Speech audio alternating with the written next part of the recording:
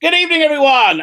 Tonight we are talking about Star Trek Picard. Well, we're probably going to be talking about Doctor Who. You know, we were just talking in the chat before we started. We're probably going to devolve into Doctor Who, but we're supposed to be talking about Star Trek Picard. Tonight, I am joined with, who am I joined with? It's Jason Scott. Say hello, Jason. How are you? Greetings, everyone. We are greeted. The Mega Geek. How are you, Mega Geek? I'm okay. I'm a bit depressed, but anyway, I'm fine. Hey, we were all what's the word? Support each other together. Yes. And Noel of the TARDIS Zone. How are you this evening? Live long and prosper. Fine. Let's just try and distract ourselves to the ongoing destruction of Doctor Who. Yeah. And talk about the ongoing destruction of Star Trek. Cool. There you go. Nothing like a bit of a change. So, okay, we're on episode 7 of Picard. And, you know, I have to tell you, calling it Star Trek Picard is such a freaking misnomer. There is no Star Trek going on, and there is no Picard in this. There was plenty of Riker this episode. Riker was awesome. There's one word that describes this episode. Boring. Mm. Yeah, well, that describes the whole series. It's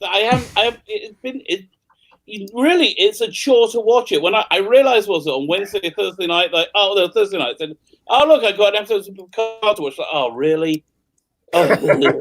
So, but let me just make this point real quick before we begin. What happened in not a summary? We don't need to give a synopsis, but what were the key things?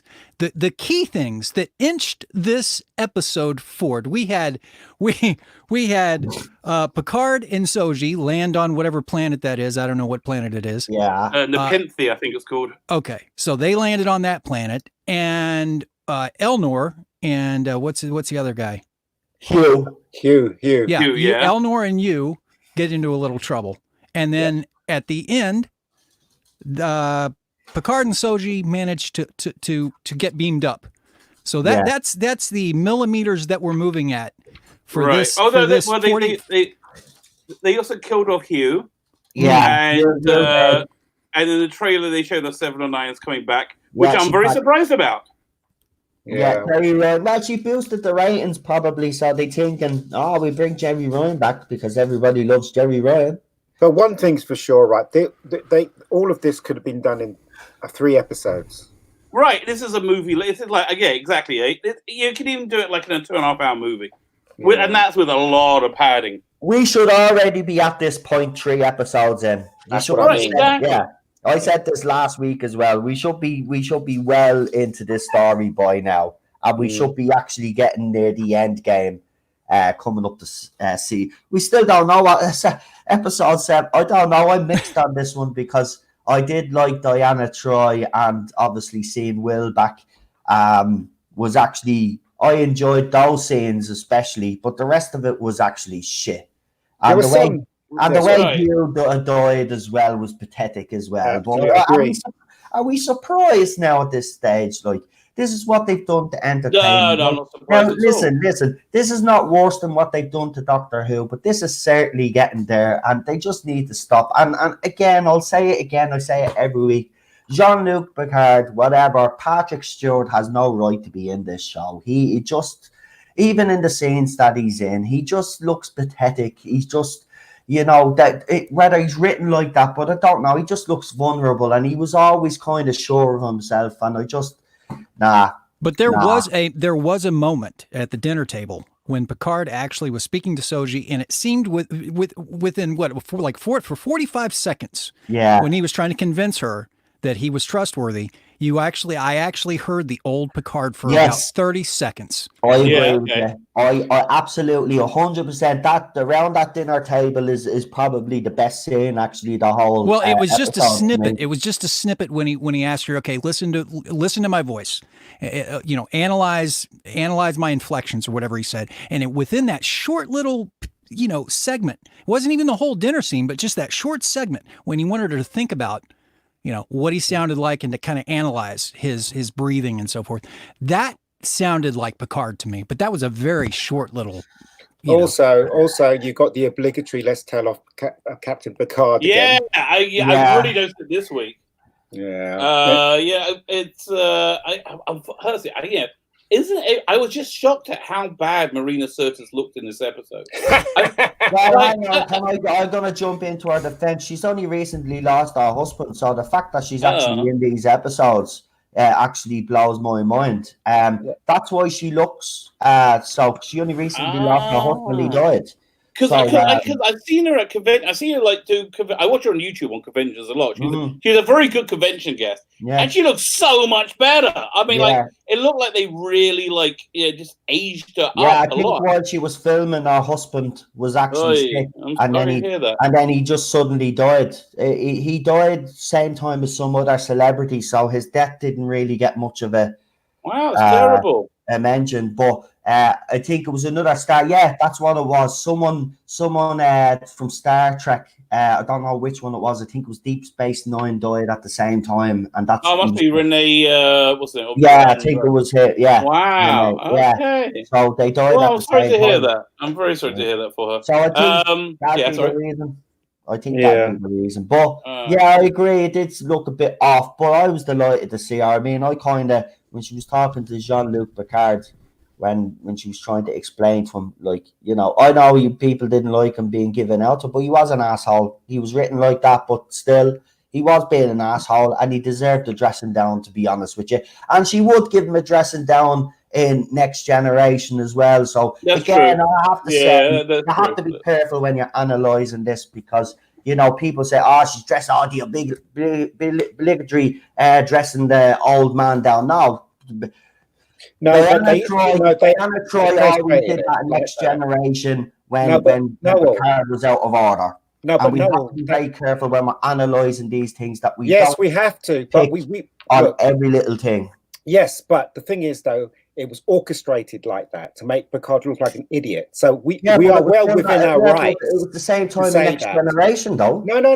That's completely different. In the Next Generation, yeah, he was still Picard. In this, he's just a frail old man. Yeah, but what's that got to do with dressing him down? No, but written in such a way that he's an idiot. Do you know what I mean? No, but my point is, I'm not talking about how he's written. My point is that it's not the first time she's dressed him down. Yeah, I totally agree. I think it was okay. I think this is what we can say like this.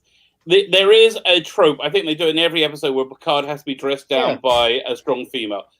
This is the first time it actually was organic and in character, and we're on episode 7. So I hear. But the fact that they make it such an irritating trope that even when it's in character, it's irritating. It's like because they've done it so much that it's not in character. Then you have a knee-jerk roll of the eyes. Yeah, I mean, Picard was never like that. Picard was never like that. He was never such an idiot like that. Do you know what I mean? And the whole point is that they write it in such a way that Picard, this time they've written in such a way that Picard deserves a telling off from a female. Again, why couldn't it be Riker telling off?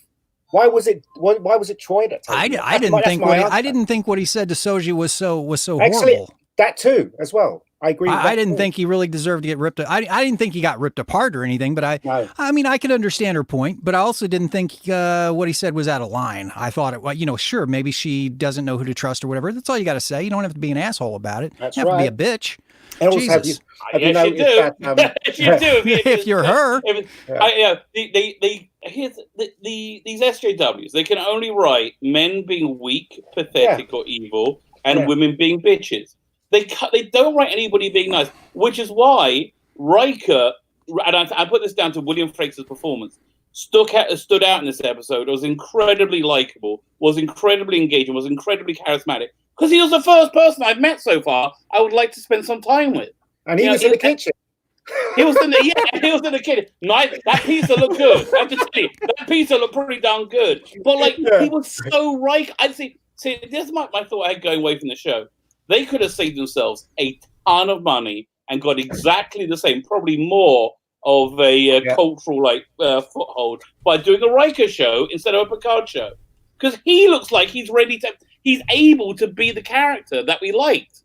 Where Picard just has no interest, and I liked how he was analyzing the situation. I liked how I like seeing him on screen. And the other weird thing is his costume made him look awful. I saw a picture on set with him and Patrick Stewart and Michael Dorn and LeVar Burton. Why they couldn't bring them in? Okay, but they were all on set together, hanging out. He was wearing normal clothes, and he looked normal. In this, he looked like he got this massive pot belly. I just don't understand what they're doing. It's men, isn't it? They're trying to put down men in all these shows, and that's their thing. That's what they're doing now. So. Now, in reference to Riker in particular, what I thought was interesting is he pretty much figured out the whole, without even Picard saying a word, he figured out the entire, everything up to that point that's going on. Didn't even say a word. He figured it all out. I thought this guy did it, and like, what? They need him on that ship. He needs to be in charge. Yes. If you can figure it out that quick, you deserve a spot on the what is it? This La Serenade or whatever it is. La Serena. Yeah, finally La Serena. remember The stupidest line in that was she's Data's daughter because I could see the crook in her head. Oh yeah, like, what a load of shit! It's like, give me a break, man. Yeah, exactly. We have a question in the chat from Colin P. Smith. He asked, "Was Riker teaching his daughter how to use a bow and arrow?" He's asking because it was ripping off Endgame. What Endgame were they using a bow and arrow in it? First, somebody bring me up to speed. He's talking about Hawkeye. Hawkeye's teaching his daughter. Fine. Okay, thank you. I don't remember him teaching her. I didn't. I don't remember that either. I don't think she knows it because she's stunning and brave. Of course. He was teaching in the that beginning. was a weird kid. How old was that kid? She was like 14, 15? I know. It looked like she was playing like a 7-year-old with no friends whatsoever. So she looked like she's developmentally retarded and like antisocial. I don't know how populated or social that planet really was. It looked like they were kind of the Swiss Robinson family or something like that, living out in the boonies. Well, they had the neighbor, Captain, whatever his name is, who found out where the how planet far out was in he a is. second. Yeah. Okay. But yeah, Fine, I thought that was interesting that Riker figured the whole thing out within a matter of, It's just bad writing. It's just bad writing. That's Although all you it could is. just started watching this episode and be caught up. You wouldn't have to. You'd have to go through the other 6. Oh, how did they end up there? They went on the ball teleport thing, but like, did they know where they were going? How did they end up there to go to They that did. destination? They did. Before they went through the teleporter, he had mentioned where the destination was, from what I recall. There was some discussion of that. But yeah, they didn't really go deeply into it or anything. All right, fine. Okay, so fine. So so basically nothing happened in this episode. We found out what happened to what's been going on with Riker and Troy, and obviously they're not going to be on a starship because nobody does anything Star Trekky in this show at all under any circumstances. Yeah, absolutely right. Yeah, I'll say. I think I said in my review video, on the gates of Auschwitz, they had a sign that said "Ach, Bach, Mach, frei," which is "Work will set you free." Never has a something been so mislabeled since this was called Star Trek Picard. There is no Star Trek going on here, and there is zero Picard. So, like, what the hell? Well, the frustrating part for me in this episode was, look, it was nice to see Riker, which I've always liked the guy as Riker. I've always thought he was really good as that character. Deanna Troi, fine. That was a nice reunion, but I felt like they really just kind of stalled that whole segment. It was nice to see, like I said, it was nice to see Riker again, but nothing really happened.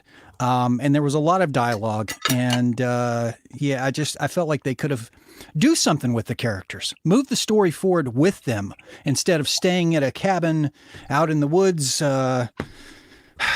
It just really felt long in the tooth. And, it was just fan thing, wasn't it? It just stuck them in there to drag some more fans in, or to drag some more. Right. Drag Riker and Deanna Troi up to the get the shit going. Get this show on the road. Let's have them doing something. But that was the infuriating part for me. And the way Hugh got killed was really stupid, wasn't it? I mean, pretty anticlimactic. Yeah, exactly. Like, what? Oh, man. No, man. And what about that mind meld thing? That really annoyed me. Yeah. A lot of things annoyed. You're not supposed, okay, mind melding is an incredibly intimate thing, in Vulcan society. Yeah. And I think there's one time we saw on Star Trek it used for an interrogation in Star Trek 6. And I remember reading the novelization, and you had this whole thing about how Spock mentally asked permission. Like it's a very intimate thing. This is basically the equivalent of somebody, grabbing somebody's genitals without asking. It really was like, whoa, what the hell? But what kind of annoyed me about that though was the idea that look, she mind melded with her and she showed her this vision. It's like, okay, well, where did you get that vision from? Obviously it hasn't happened, or unless you're clairvoyant or you have some kind of, what the hell? Where did you get these images from? Because it hasn't happened yet. Are you now saying that you're psychic? I mean, what's going on? Why should I care? Showing them a clip from Terminator 2. That's what she was saying. And she was so upset that there's so much better a movie than the thing she's in. Yeah, she then decided to kill her boyfriend. So she killed her over how long? How long was that mind meld? That was all of like what, 10, 15 seconds? So you're gonna kill the guy you love over something like that? Yeah. I mean, I saw it. I saw what you saw, and I didn't feel freaked out. And was there anything else that happened that, like, did she give any other information? No, it was just complete. Okay, so then Girardi, the other thing is she's having a breakdown on the ship all the episode. Oh yeah. And so she turns to Raffi to work out how to deal with it. Yeah. Raffi is the equivalent of a crack whore in the Star Trek universe. Okay, she is off the rails completely. I think she's lucky that she only force fed a velvet cake. They didn't find her like. You're not sure if she's going to pull out the snake leaves or whatever it is that she's. Yeah, I thought she was going to be freebasing crystal meth from a Coke can. I agree with all you guys. It's not Star Trek at all. I mean, if you took Picard out of this and never had Picard in it, then it'd be the same thing. It wouldn't make any. Picard being in it wouldn't really make any difference, in my opinion. It's just not Star Trek. It doesn't feel like Star Trek. It doesn't move like Star Trek, and the whole thing about taking the organization, what was it, the United thing of planets, and making them this really evil Trump-esque, organization. That's not what Roddenberry wanted for Star Trek. Roddenberry, we all anyway. Listen, I was, you know what I'm talking about. Exactly. It's the. I think it's the reason why a lot of people just don't like the show. I mean, I'm glad it's only got 3 weeks to go. Thank God. I stopped seeing this. I stopped seeing this show as Star Trek. Probably the second episode in. It was not. I just accepted it as okay. This is its own thing. It's not even a Star Trek thing because I didn't get that feeling. No, there was no bridge. There's no Enterprise. There's no really. I mean, it's kind of they're doing a Firefly type side project, something with Picard thrown in and some other elements. It's really kind of a conglomeration of some stuff with some Star Trek Star Trek trappings sprinkled around the thing to kind of make it seem Trekky, but none of that. I don't really see this as Star Trek at all. And when I watch it, I'm not seeing it through the lens of Star Trek either. That's the other thing. So for me, this doesn't. I'm not looking at it that way. So I'm kind of seeing it on its own merits, and even on its own merits, it's too damn slow. Yeah, no, you're absolutely right. As I said, what can we say about this Star Trek? One is that Patrick Stewart's too old for this show. It's painful to watch him, especially when he's trying to talk. I really feel sorry for him, and that's not the kind of thing you want when you're watching a TV show. You don't want to feel sorry for an actor every time he opens his mouth. That's one thing. Two is that I hate the politics and the agenda in it. I really hate it. As I said, you can't unsee it once you see these things. Like Riker's in the kitchen. Do you know what I mean? Right. So he's put in his place, right? He's making the pizza. Troy chews out Picard. Oh, right. Like, yeah, you know what I mean? And it's really annoying now. I can't watch TV now if I see that stuff in it. But even if you get beyond, like I can even kind of overlook a lot of the agenda stuff. It has to be really obvious for me to go, okay, that pisses me off. For me, just simply because I'm so used to seeing some of that stuff, I just kind of ignore it. And I'm focused really on, okay, where is this story taking us? Yeah. And at this point, like I said, I don't see Star Trek. I'm not looking for agenda necessarily. I'm just trying to say, okay, is this entertaining as a show, unrelated to Star Trek, unrelated to agenda? Is this even entertaining? Those things aside, and for me, it's just. You know, like the things you had mentioned, Picard's not very entertaining because it's not really Picard. You got the story elements. The biggest thing for me is you're dragging ass through the whole episode. A lot of these episodes just drag ass. It just drags and drags. Filler. Yeah, there's too much filler dialogue. I have a friend that mate. I have a friend that does a podcast, and he's done a podcast for every episode so far, and he's a huge fan of this show. And when I hear them talk, I'm going to be on the show, I think, next week sometime. But when I hear them talk about certain things, I keep saying to myself, are you watching the same show as me? Like, for instance, they were talking about when Raffi met her son and how sad it was and how moving it was. And I'm thinking to myself, are you watching the same show? It wasn't moving at all. It was like a soap opera. What do people see in this? I'm totally confused. They see what we see in it, which is the annoying politics. That's the only reason anybody likes it. Either they have a Star Trek logo on it, but mostly if they have a Star Trek logo on it and they agree with the annoying politics, they love the show. They found a secret source that will get half the audience to love their product. Well, there's got to be, Rabbi, guys, there's got to be somebody or a group of people out there that just love Discovery. I mean, there's got to be. They're crazy. They're insane. Oh my God. Discovery should be a test to see the sobriety test. They make you watch an episode, and if you can go, what the hell's going on, and not be enraged by all the insane plot holes, then they're not clearly you're drunk, and you need to you need to go to prison. Oh, yeah, we have another panelist joining us. Here we go. Dan, how are you? Good evening. Well, it's good evening for me. What is it for you? Where are we? It's even more evening for me. It's 10:30 for me. It's evening for me as well. Evening for me as well. Good to see you, Dan. Good evening. It's only Jason there who's got the like going. Yeah. And Mega Geek, you're not giving me the right signal there. Which one's that? That's the Doctor Who, basically. That's the Doctor Who. Chimbal. That's who it is for. Yeah. Just for you in BBC Wales. Good evening. How are we all? Thank you for inviting me again, Rabbi. Oh, it's a pleasure. I'm glad you're here. I've just stepped out of the transporter. The episode wrapped for me about 5 minutes ago. So I've been to the little boy's room and straight back down to talk to you.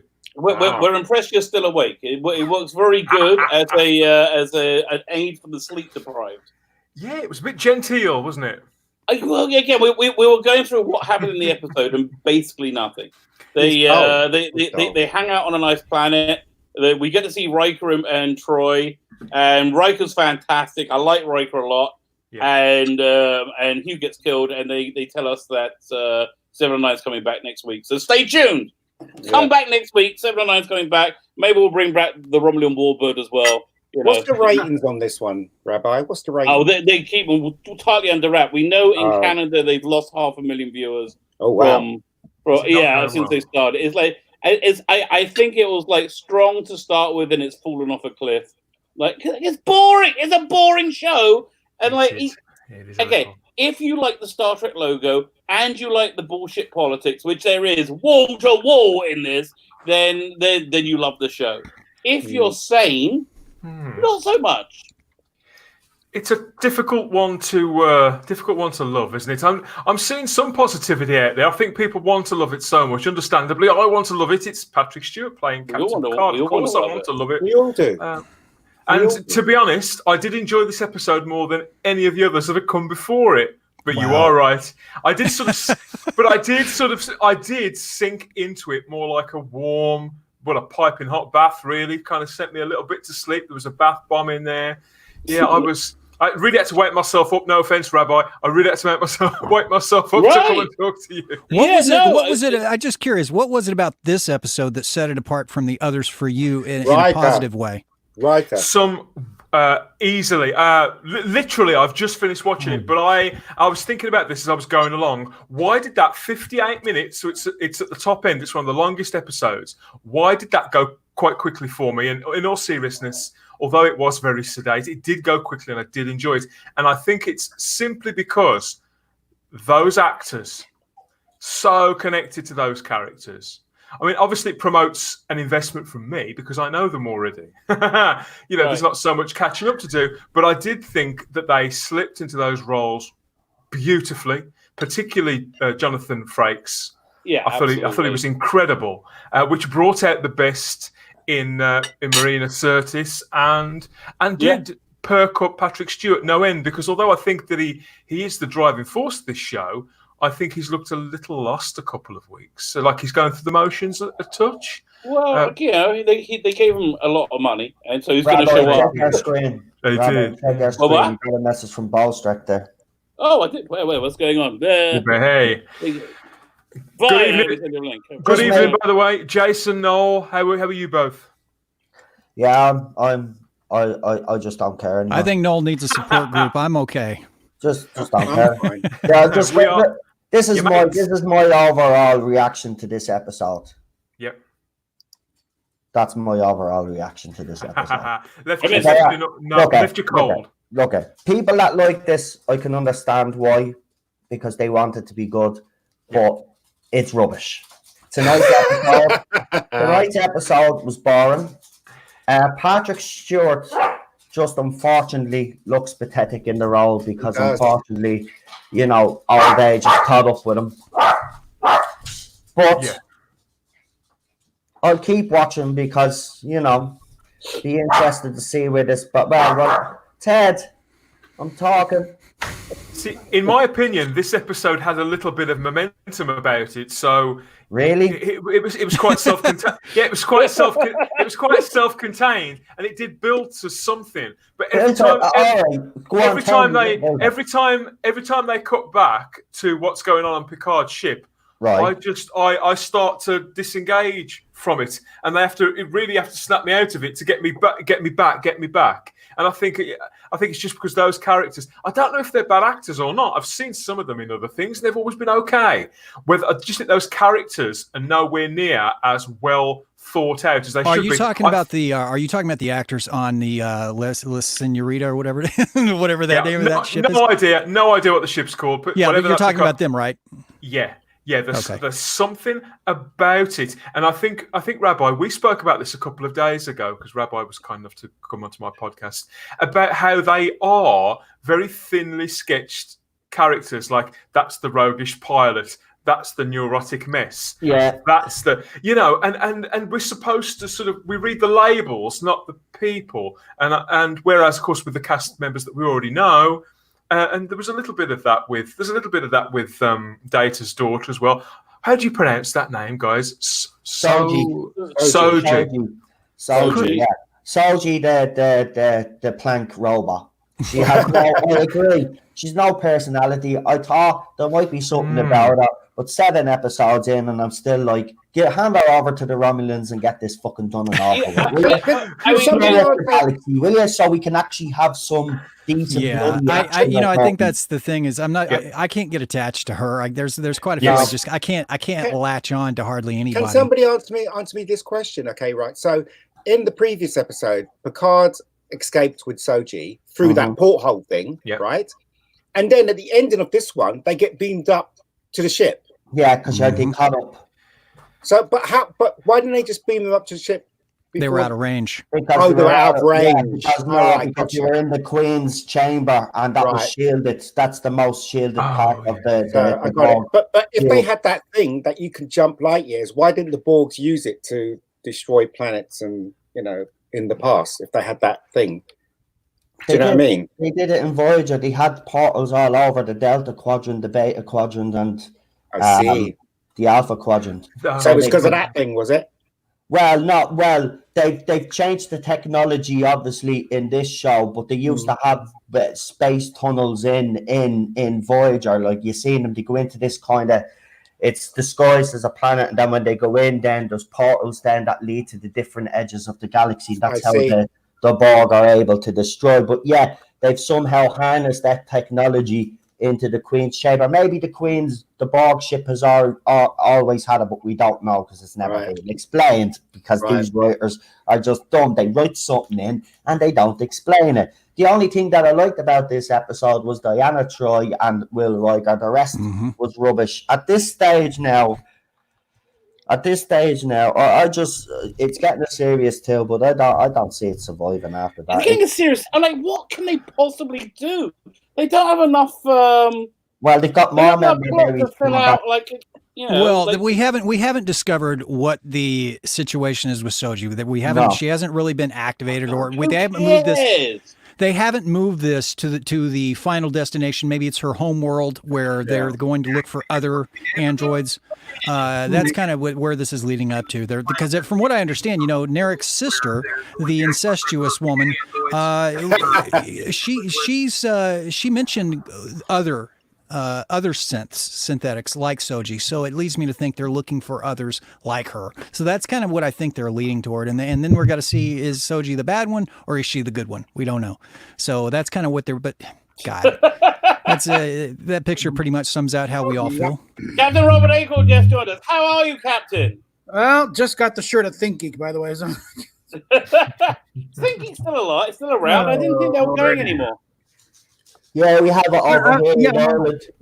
I will say this. It wasn't totally insulting, but it's all due to Jonathan Frakes and Marina Sirtis. Absolutely. Yeah. And I suspect they had a hand in rewriting the dialogue, too. I'm sure they did. I did wonder that. The thing that really struck me is, again, they could have saved so much money by doing a Riker show, and it would have been so much better. He so much more wants to be the character on Next Generation than Picard did. Yeah, I don't think he has really passed his prime. Exactly, and he's knocking on. He's like in his mid-60s, I think. Yeah. Certainly in his 60s. I mean, he's not in his prime, but he's not at that stage where he's unwatchable. Right, but he has so much sparkle to him. Yeah. Like when he was analyzing the whole situation, there's so much life, and he was nice. He was a nice person, and that's why he doesn't fit in Picard. Look, I thought both of their characters. I thought Troy and Riker were presented well. I thought they did a good job. For me, they acted as well as they could have. For me, it wasn't enough to keep me engaged and want to, and I just felt like even with their presence, they even couldn't save the mediocrity of the story's pace of the pace of the episode for me. But other than that, I mean, I think they did a great job. Yeah. Oh, here we go. One more. Let's see if we can put them in. Ah, man. The studio's full. How do I work this out? Here, I'm going to take me you're out. limited to 6 unless you have. You're only limited to 6. Oh, one second. Here, I'm going to take me out. I'm going to put Bowelstrek in. We'll just rotate this, okay? This will be fun. Yeah, that's it. So it's become the Bowelstrek show. Hello. Hi, Bowelstrek. Hello. Good day, all. Oh, the host has left the building, so we have a new host now. So who's hosting? Where's Shrek? Where's the host? He's going to rotate with you. He's going to rotate in and out where you're going to speak for a bit, and then Rabbi's going to come back in and throw in his 2 cents. I'm only going to be here for a short time. I'm looking after my dog who has had a very bad week. So, sorry to hear that, man. He's probably been exposed to Doctor Who. You need to keep him away from. Or Lexi. Yeah, she's. She heard me swear very loudly last week. So yeah. How many episodes of Picard are left? Anybody? Who knows? 3. There's only 3. So, with that said, Bowelstrek, what is your take? I'll call this one cooking pizza with semi-retired reserved activation clause Riker.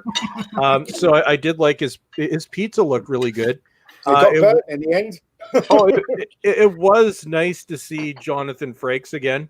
And I would love to see a Commander Riker series because other than the fact that he's gray and he's gained a little weight, unlike Patrick Stewart, he could easily, I think, slip back into the role of Riker. Yeah. He's a little rusty because he doesn't act.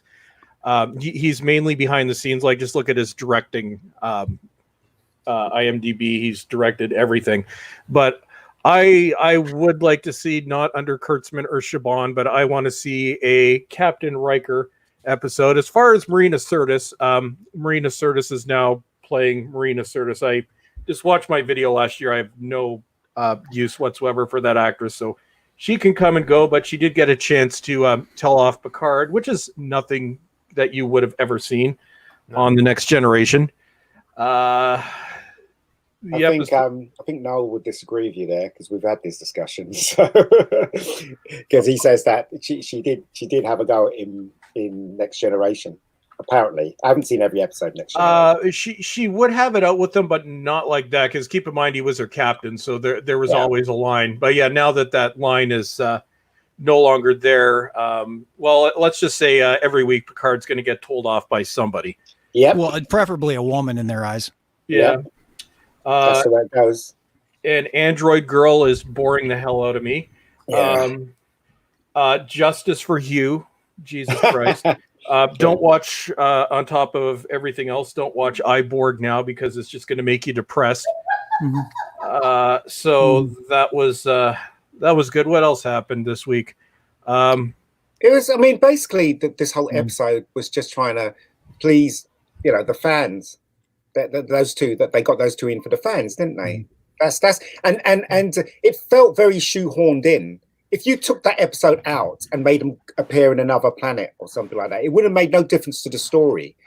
Do you understand? It was just there because the fans wanted to see someone from Next Generation. It was as far as we know, that it was shoehorned in. This was definitely part of reshoots because you have the B storyline, which I wanted to take a nap every time came back. But as Nerdrotic calls the drummer from Scott Pilgrim, cried all episode, so that was exciting. Yeah, the cried or vomited. Cried, vomited, and committed suicide. And Raffi was I hate Raffi. So do I. I don't care. These people are just boring. All of them are boring. And as I said before, watching Patrick Stewart perform is painful. I just feel like every time he talks, it sounds like he's in pain. I think he is. I honestly, you watch him, I don't think he's well. And another thing that I noticed, it's like, can we have any good news from any past Star Trek character? I'm like, oh, Riker and Troy. I'm like, our son died. I'm like, God damn it. Can't we just have something? I really wanted to talk about that. That was the most egregious part of the episode. And I'm pretty sure that was a commentary on on anything that the US has done to secure its borders or to basically it's basically saying that look at what we lost by not being stronger together. That because the kid couldn't live because his positronic brain needed a positronic brain that was banned. So it's basically, I think it's a commentary on the Muslim ban or something puerile and stupid. I'm like, really? We're doing that to these characters that we love? We would have a cure for something because of the Mexicans. Okay. Exactly. Excuse me? Yeah, it's just nonsense. Seriously. It's a shame that this is happening to the shows that we love, right, guys? It's a shame. I mean, when they said they were going to bring Picard back, when I read it, I had visions in my head. Yeah, be in a starship. Maybe we'll see a couple of people from, Next Gen. It'll be really awesome. New aliens, new exploring new planets. Stuff. Even though he's old, maybe, they'll compensate for that. And what did we get? We got soap opera stuff. And we got this crap. We've got bleak dystopia again. When it was announced, I don't know if were any of you at STLV when they announced this. When Patrick Stewart came out on stage, I saw it live. Yeah, I wasn't, but a couple of the guys who work on the Fandom Podcast Network on their Star Trek shows, they were there. And directly afterwards, they went on a podcast. They did a sort of almost live on the spot podcast. And a couple of them were moved to tears just by the very idea that this character was going to return to the screen.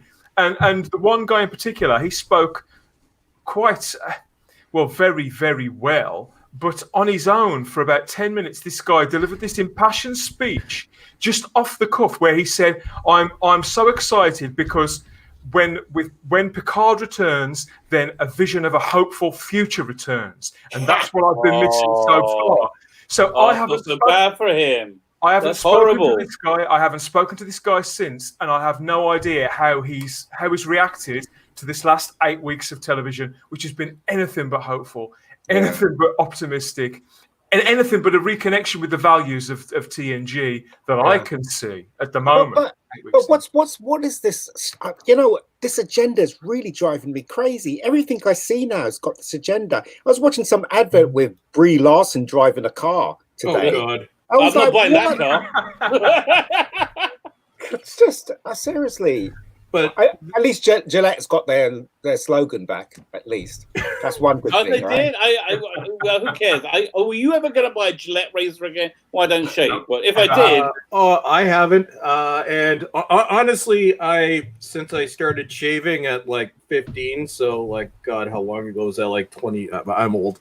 Over a quarter century ago. It always been Gillette. I didn't even think. I'm just like, okay, Gillette, I'll buy this. Now I actively buy anything but Gillette. Right.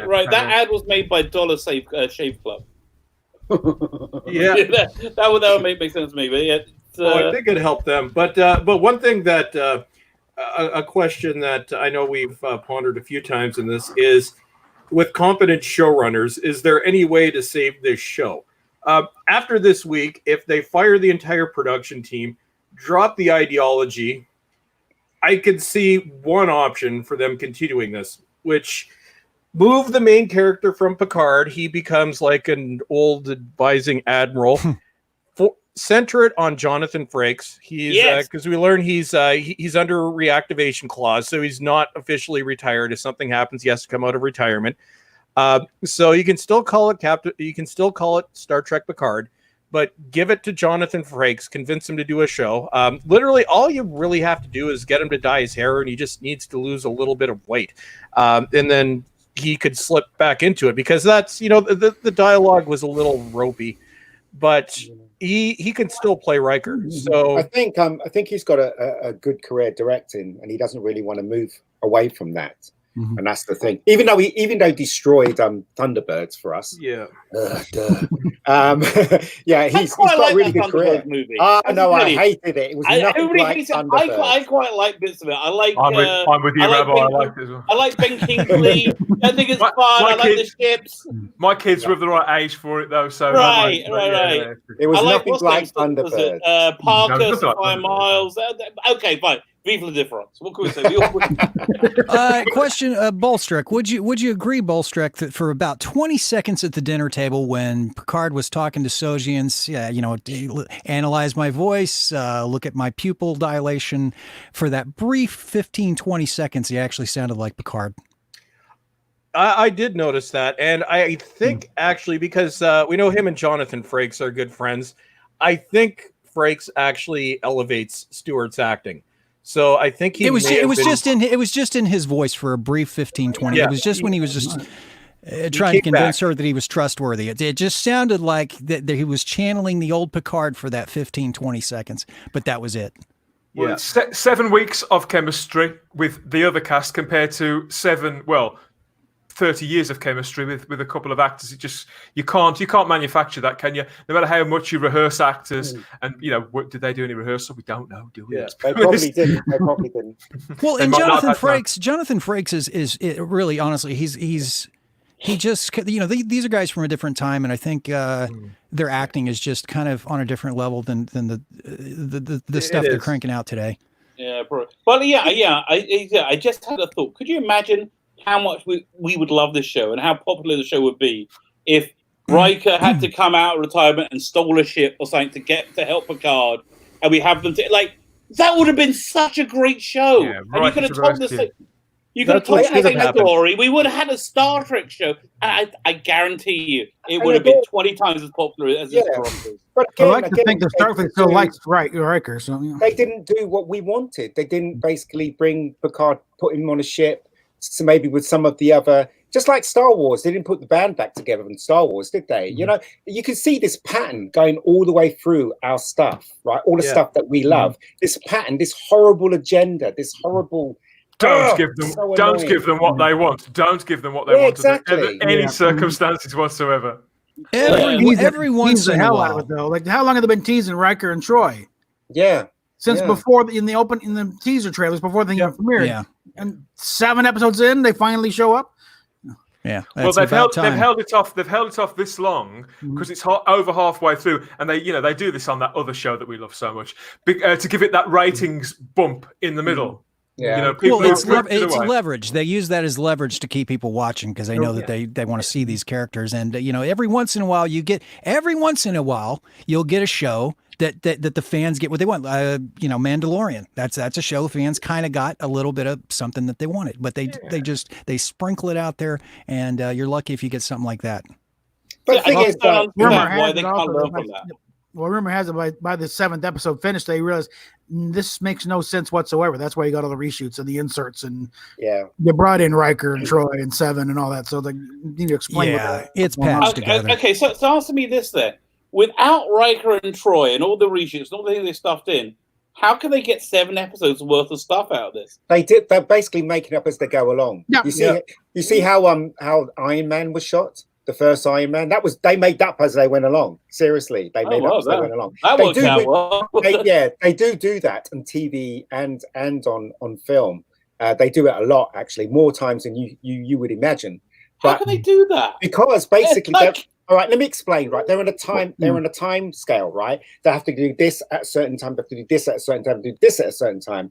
And sometimes the script's not even completed or well developed before they set a time. And then they say, this is the time you've got. And sometimes you end up, the script doesn't make any sense. Too many cooks. In the kitchen. Yeah, exactly. Yeah. And then they write it and they shoot something and they go, wait a minute, that doesn't make any sense. And that's how they shoot. I'm guessing this is how they shot this. Well, I think with story. Iron Man, it's like the story was fine, as the script itself was kind of crap. So they just pretty much threw out the dialogue and followed the plot. Yeah. Yeah. But I think they didn't have a story for Picard. I really think they didn't. Well, I think they started with an idea, maybe an end goal or an end game, but they just getting to that end game and they probably had some plot points along the way. Yeah. But you're probably right. There probably were some improvisations, I'm sure, throughout here and there. Yeah. We're still in. I think this is the last episode that was heavily subjected to reshoots as well, because you can tell Riker and Troy were not part of it originally. So I think next week is the first post-heavy reshoot episode. So it's going to be interesting to see where they go. But one thing, I as much as I have issues with Marina Sirtis, just watch my video from last year.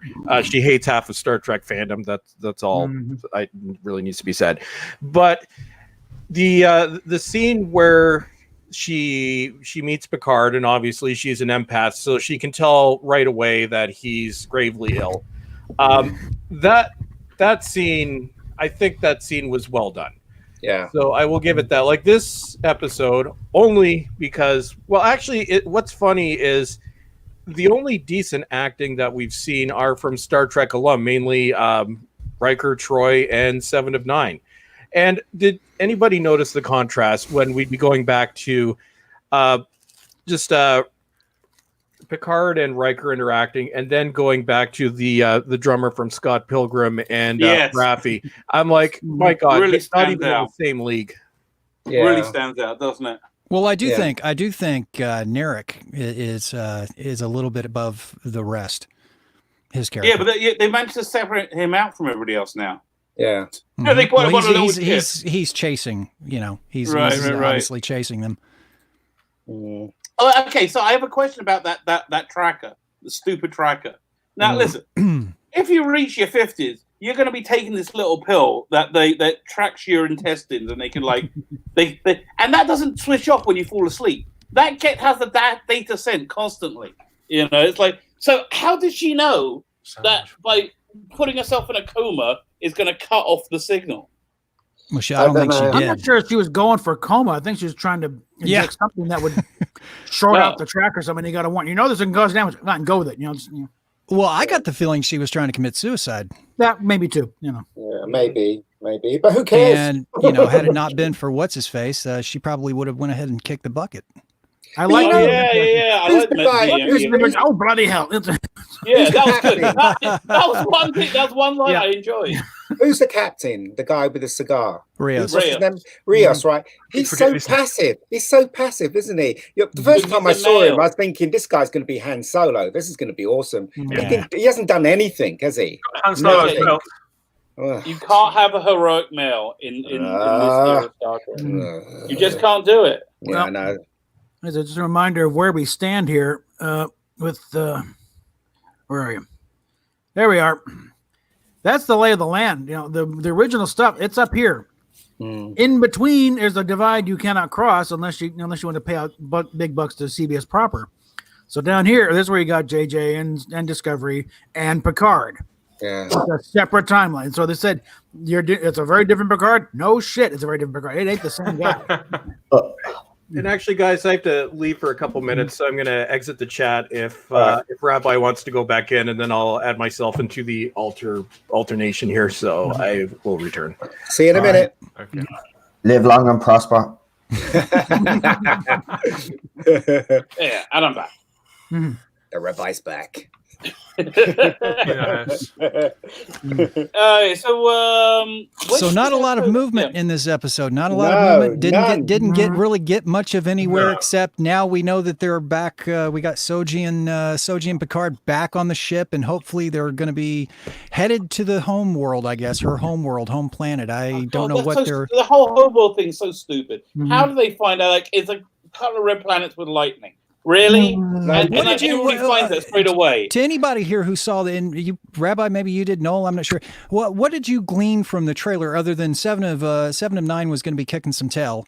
What did we see as far as movement in the story? What is that going to be? Picard was doing a lot of talking, as he always is. 7 of 9 obviously is doing something on the board. Something's going on the board cube now. It does look like there's some action on the board cube, thanks be to God, because for me, that's been the best part of this series so far. I think the most interesting things have happened on the board cube, and we haven't had enough of it. So if they focus on that next week, I'll be down. Because here's hoping they don't do any skating in their socks again. But again, Naric's sister is a bit. She's unsettling. There's just something about her, that awkward sexual chemistry that she has. Just it's not nice. Is it? It's distasteful, isn't it? Just like every time they every time they do it, every time they put it in, you can see the actors are so self-conscious doing it, and it doesn't fit quite with the ambience of it. No. It's like every time they drop an F-bomb, it's exactly the same. You just know, you can see in their faces them building up to it. And I just thought maybe Dan and Romulan culture, incestuous relationships among siblings might be might be part of the course. But people like that stuff in Game of Thrones. Well, in Trek history, are the Romulans are they the ones who are quite keen on Shakespeare and things?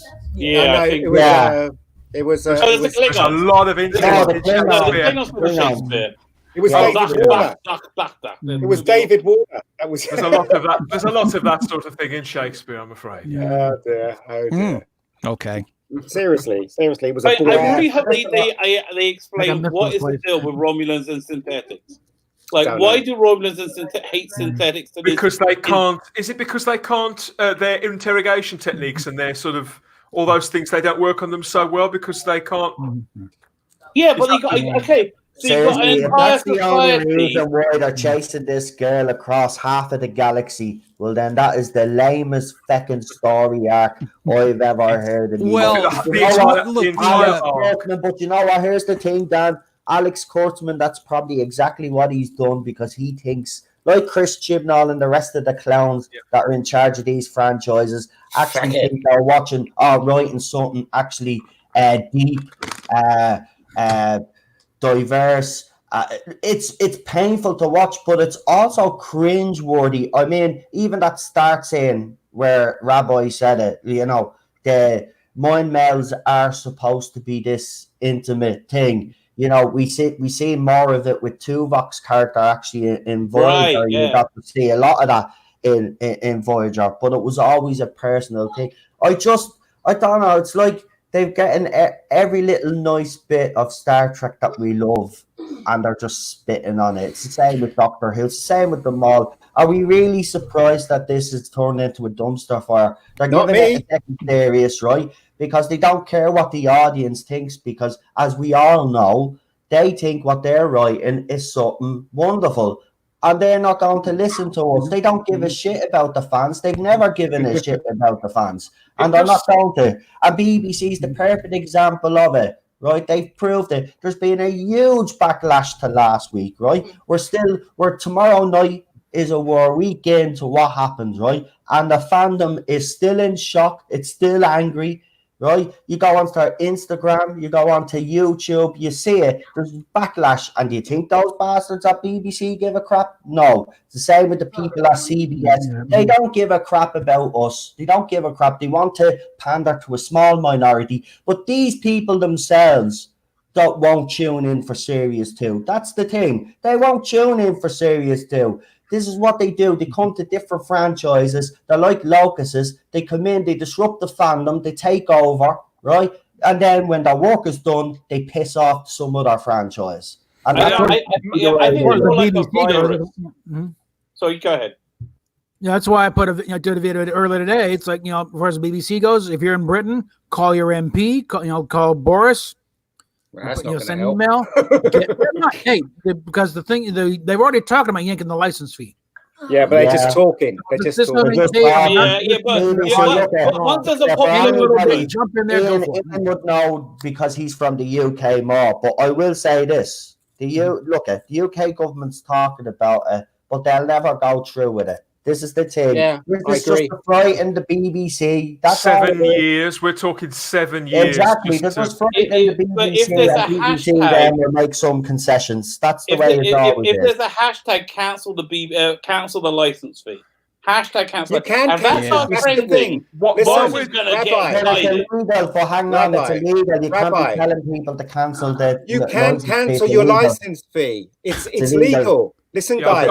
I've cancelled mine. Exactly. You can cancel it, right? Yeah, this whole thing about legally. You can do it legally. Yeah, they've gone to a monthly thing with a license these days. No. You can cancel your license fee legally. You go online and you cancel your license fee, and they do check up on you, see if you're watching BBC. But there's no way they can tell unless they pitch outside your house. Do you know what I mean? Have you cancelled yours, Mega Geek? I have, yes, of course. So I don't know how far into the process you are. 2 years. 2 years. So I don't know if it's changed or not. But I'm going to tell the story that I have. In fact, I'm still getting grief about it. And I've kept every letter, and I've made a note of every phone call. I'm going to turn it all into a video because when it's finished, will it ever be finished? I don't know. But yeah, it is fascinating the different tricks that they pull and the way that they try and get inside your head with this. Wow. They're that used to having you. But what I wanted to before we leave this and get back to Star Trek, Sarah, Starry-Eyed Girl, she posted something up earlier on about the hashtag Doctor Who, the standard hashtag Doctor Who. For us to stop, if you disagree with what the BBC are doing, stop using that particular official hashtag and use any other one. Use Hartnell first, use cancel whatever you want. That's the one. That's a good idea. Because it all counts as engagement and buzz. So if we use any other hashtag other than that, then that's another part of sending a very peaceful message. So that might be a good idea to do. What I wondered was, because I'm a Star Trek fan second, so I wondered if any of you knew, the way that we've been, the way you've just spoken, Noel, about that. I feel exactly the same way. The crappy week that we've had. How are the Star Trek fans, the real hardcore Star Trek fans? How are they reacting? How are they reacting week by week by week to Picard? They're being suppressed just like the Doctor Who fans. Access media, right? Well, people like Noel. I think Star Trek fans have a lot more of the Twitterati, the blue check mark that really love this stuff, and they stomp on anyone who opens their mouth, like just stop on it. And so what's actually happening with Star Trek fandom is it's dying out because they're not generating new fans. Even Shatner gets it off these people. Right. Nobody is safe, and Shatner is a legend in Star Trek lore. And you know what, though? No better man, I have to say, though, no better man to take all these little silly idiots on, and he does. Because if you speak to CBS, the Star Trek fans, they're getting all these new kids in. But everybody I know who went to STLV, if they went even if they had got kids, they didn't take them. And Gary went, and he said he didn't see any kids. There seems to be this gray hair, though. Yeah. Yeah, this great, and like Rabbi, you said that the fandom is dying out. I mean, so they're killing the show over agenda, right? Look, make no mistake, right? The agenda that all these channels and Hollywood has, right, is far more important than fans. Okay, they want to change the world. You have to understand that. BBC wants to change the way they want to tell us how to think. Exactly. That's what they're trying to do. But this is the issue. Here's the problem. Like you guys, I understand revoking the license fee might be the first step, but I got to tell you, look, take a cue from a guy, and I'm a captain. Do you live in America? Yeah. Okay. So I'm sure you can attest, and the other guys in the UK could probably attest to this as well if you're keeping up with the shows that are being released here. Revoking the license fee is not necessarily going to be the answer, though. Look at what we're getting here. It's a big shot across the bow, though. It might be, but look at the garbage. Look at the garbage that's being served up here across the pond. In our neck of the woods. I mean, we don't have a license fee. It's completely free market. But look what we've got to deal with. We're right now, CBS, listen to this. CBS, in case you don't know, and I'm sure you guys probably do, CBS has renewed for a 5th season of Star Trek Discovery. Yeah. 5th. No. Get out of here. Absolutely. They say that, but season? There's also they have already said, look, they renewed for a 4th season before the 3rd season even aired. And now it's been confirmed that they're renewing for a 5th. But this is what I'm talking about. They're not interested in pleasing the fans. They want to basically, as Noel says, they want to basically teach us how to think about this woke stuff. That's more important than money, than the fans and everything. A show going downhill, it's more important. And these people are delusional. They're delusional, but they have power. That's the problem.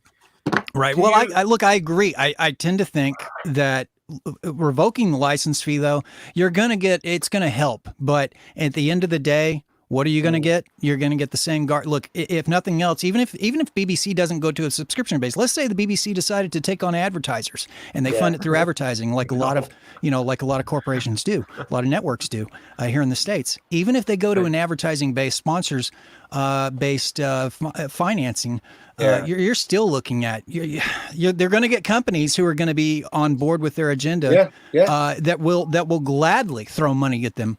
And if it's not that, if they do go to a subscription based, well, you may see a lot of the.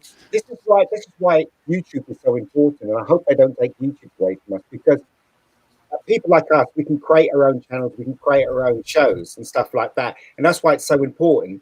The future, as I can see it now, is woke, right? So the only way to fight against it is to make your own shows, do shows like what Noel is doing, what Bowelstrek's doing, what Gary's doing. Do you know what I mean? And just keep up the fight. Because I think also it's important. Like I don't think anyone should put their give up.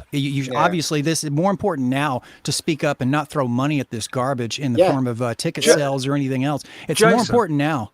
Yeah. Jason, in what you were saying about the license fee and an American perspective, and that's right. What you're saying, the principle is right.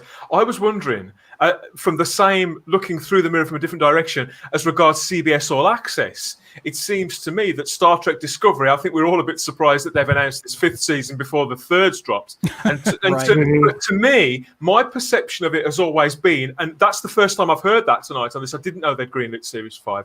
But it really reinforces to me this idea that it doesn't really matter what goes on Star Trek Discovery. The perspective that I've had on it for a while now is that they pretty much sell their entire platform on Discovery, and as long as they've got Discovery, they've got a platform, and it's the bread and butter of that entire setup. And until they've got in place whatever they're going to do next, is it Paramount? They're going to merge with Paramount to make some much bigger streaming platform. It's almost if they're biding time till then. Okay, Discovery it's an expensive show compared to a lot, but would it be is it still a more preferable financial option than potentially losing CBS All Access and have that falling into debt? Well, think about it for a minute, though. And I'm sure Bowelstrek could chime in on this as well. But think about it. In 1983, I believe it was, 90% of U.S. media was owned by 50 companies. In 2013, 90% of U.S. media is owned by 5 at the top. It's consolidated. So what you got, CBS is huge. They're not making all their money on Discovery because they'd lose their shirt. So you're definitely looking at a situation where they're probably funneling a lot of their successful projects, funneling the money from the successful projects into the ones that are flopping, because the ones that are flopping, even though the ratings are going down, I'm sure they still have a viewing audience. They're kind of their golden child, so to speak. But as time goes by, they're going to drain the viewing audience and the ratings out of those franchises, and then they'll move on to something else. It's sort of like when the aliens lock onto a planet, they suck all the resources out, and then they moved on to another planet. This is sort of how I see this sucking the life out of a franchise like Doctor Who and Star Trek, and then you move on to another franchise and you suck the life out of that one by destroying canon through this agenda. But they can afford to do it because CBS they're an empire. I mean, they're not just, they don't make their money on one show. They've got a whole host of ways that they make money through advertisers, I've looked this up. They're huge. So we're talking billions and billions of dollars. When they're not running All Access, what's the other biggest show on All Access that that keeps it going and keeps its profile up when Discovery's not on? Generally, it's either usually sports, and people catching up on shows that are on CBS itself. Yeah, and NCIS. Very carefully, Picard's the original show. They got very few original shows. They're mostly old. Discovery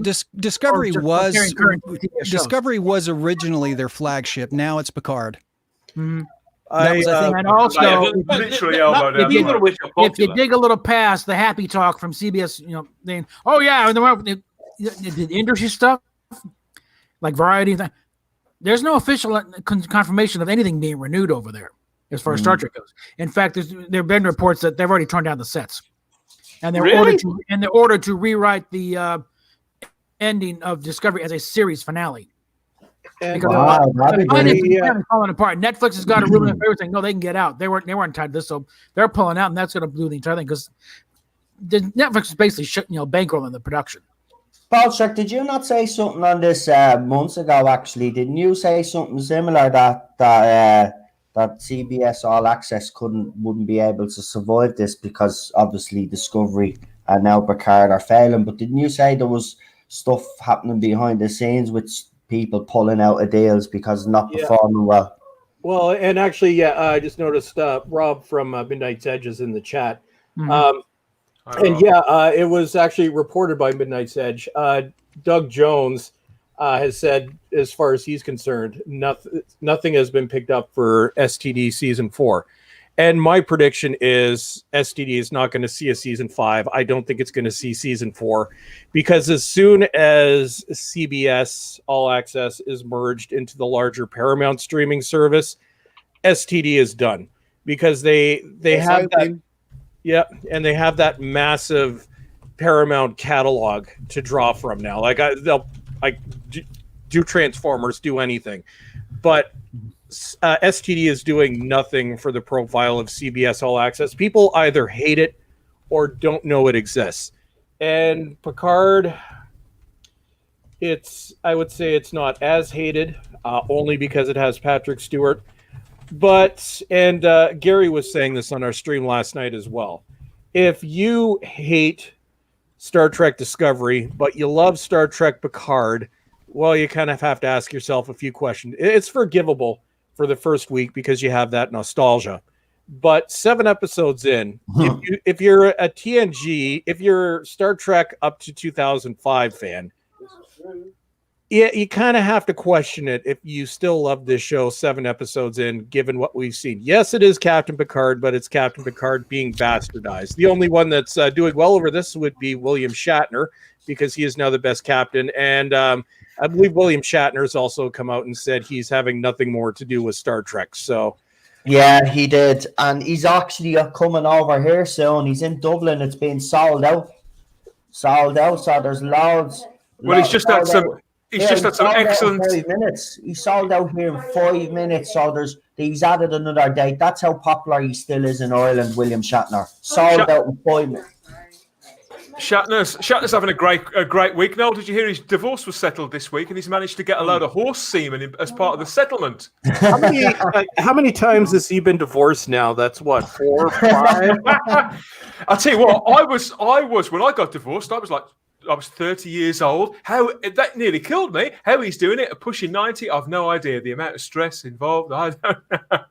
Well, it's William Shatner. I don't think he really cares. This is I never got any horse semen. No, I didn't either. So yeah, he's a horse breeder, though, isn't he? Isn't that what?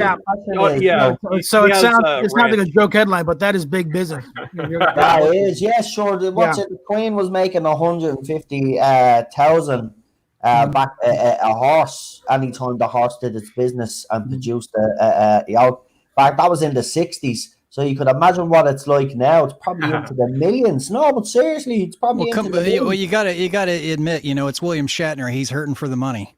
Well, did you see earlier in the week, guys?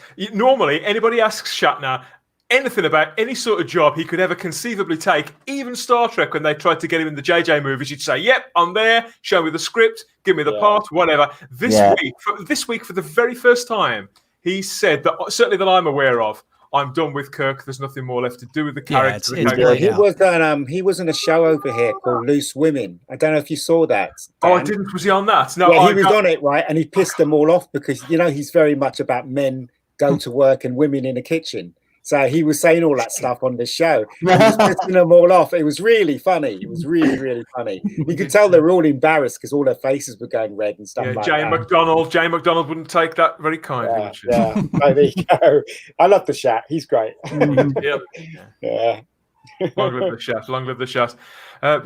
No, I didn't catch that, but this is why I admire him so much, because everything that he says, I don't agree with everything he says, but it comes, there's always good reason as to why he's saying it. He's got a reputation, but he doesn't seem to have a mean bone in his body. Like Bowelstrek said, the guy has still got that swagger. He's still, for all we know, Patrick Stewart may be, like somebody said, Patrick Stewart may be ill. I don't know. I think he is. You just watch him. I don't think he's well, but William Shatner, the guy could be 95 and he could still pull off Kirk. I don't know what kind of genes the Shat has, but God. He mentioned in one of the extras. Horse genes, obviously. Well, on one of the extras in the original series DVD set, he mentioned that he has a condition where his brain produces about 5 times the normal level of dopamine. Which means he's got inexhaustible energy. And probably not that much now, but imagine him back in the day when he was insufferable. He doesn't look his age. He looks 20 years younger than he actually is. He kept up. Yeah. True. He'll be still running around. We should have got. That's the show we should have got. Actually. Well, I'll be honest. I'll be honest, Noel. Look, if they came out with a show and it wasn't called Picard, it was just called Kirk, and they brought him in at his age now, he would look like William Shatner. But at the same time, at the age he's at, given his age and how he looks, he can. He's still an entertaining individual. Would I want to see him as Captain Kirk now, resuming his captainship? That's an open question in my mind. I don't know. Yeah, but he wouldn't have put up with the woke scripts. Maybe not, but even if they had come out with a good script, good supporting cast, even if they could resurrect Leonard Nimoy, I don't know. I don't know that I would really want to. Let me have my good memories of what William Shatner was like in his prime. I don't know if I want to. It probably would. Would it be better than? Would it be better than Picard? Yeah, probably, but I'm not sure. I'd still want to see it though. But these with help, but Go ahead. Sorry. No, it's Shatner's had a. Okay, where are we going? Go ahead, Captain. Shatner's had a hand in writing some Star Trek himself, so granted he's had co-authors to help out in the details, but they also said the Reeve Stevens has said those stories are his stories. Yeah, they filled in details here. You did. Okay, yeah. So, but those are his stories. So he knows what makes Star Trek. What about T.J. Hooker? Yeah, bring him back. I brought a hand on that too. I don't know. No, bring him back as the voice of Doom from Rescue 911. Can I interrupt for a second? Jason has to leave in a second. We have Rob here that I have to bring in. So Jason, firstly, can I ask anybody in the chat to like his channel? I put his channels in the video notes. If your channel's not there, put it in the chat. Ask everybody to like, share, and subscribe to everybody's channel. Jason, when I'm seeing you tomorrow night, I take it on the TARDIS Zone. I don't know. It's up in the air at this point. We'll see. Okay. I don't know what's. I can't confirm that for sure, but if I can, I'll certainly be there. We will see each other soon. How about that? Yeah, we'll do. All right. Have a good evening, sir. All right, guys. Take care. Jason. See ya. Back. Oh, hello. And presenting the voice of Rabbi Shlomo. Thank you, Captain Rabbi. Thank you for having me on. I'm so thrilled you're here. It's so much fun. I'm thrilled to be here. I've been watching your channel for a little while now. I like it. It's great. Good. I'm glad you like it. I just don't hold it against me. Even though the name Robot Shlomo, I'm not Jewish. That is a nickname somebody gave me from another podcast. Okay. But hey, it's all good. Yeah. The old not kosher. kosher. It just has to be Jewish. Just fine. You're not kosher. Okay, that's good. Yeah. All right. So, okay, we're talking about Picard. So this is what Midnight's Edge has heard. Alex Kurtzman, apparently, you noticed that he's been going out. They've been announcing, oh yeah, we've got this series in the works. We got that series in the works. Section 31 is coming. Section 31 technically still hasn't had a season order. So, and Michelle Yeoh is getting antsy. She's committed to other projects. She wants to have her schedule defined. That's what we've heard. The other thing we've heard, and it's in our latest video, is that Alex Kurtzman went out on a spending spree like a drunken sailor and leased all this studio space at Pinewood, Toronto.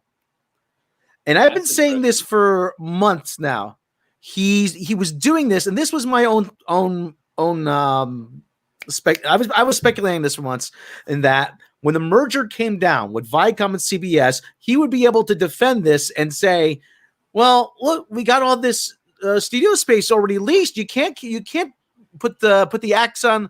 You can't axe these projects now. We're gonna have to keep going, I guess. You know, the old thing that you're in a job. You keep working until you run out of money. That's kind of like that idea. And so what happened was Netflix wanted to get out of this deal, and they went to arbitration. This is all in our latest video. You can go catch up on it later if you want. They went to arbitration. The arbitrator said, no, Alex Kurtzman, you weren't authorized to make all these deals. So all Netflix is owed to you is season 3. Are they still going to take season 3? Those poor bastards. Yeah, apparently that's all Netflix was really legally on the hook for, from what we've learned. And now a friend of ours, Script Doctor, he went by Pinewood, Toronto, and he said, yes, he told us that they were tearing down sets. Oh, that's good. Ooh, yeah. He doesn't know whether or not they're being trucked off to another location, but apparently, from what we've heard, the sets are being torn down. Hooray! That's good news. And Rob, they've finished shooting season 3 of this mess. Am I correct? Yes, they wrapped twice. They wrapped back in early December, and they wrapped a few weeks ago, which means reshoots.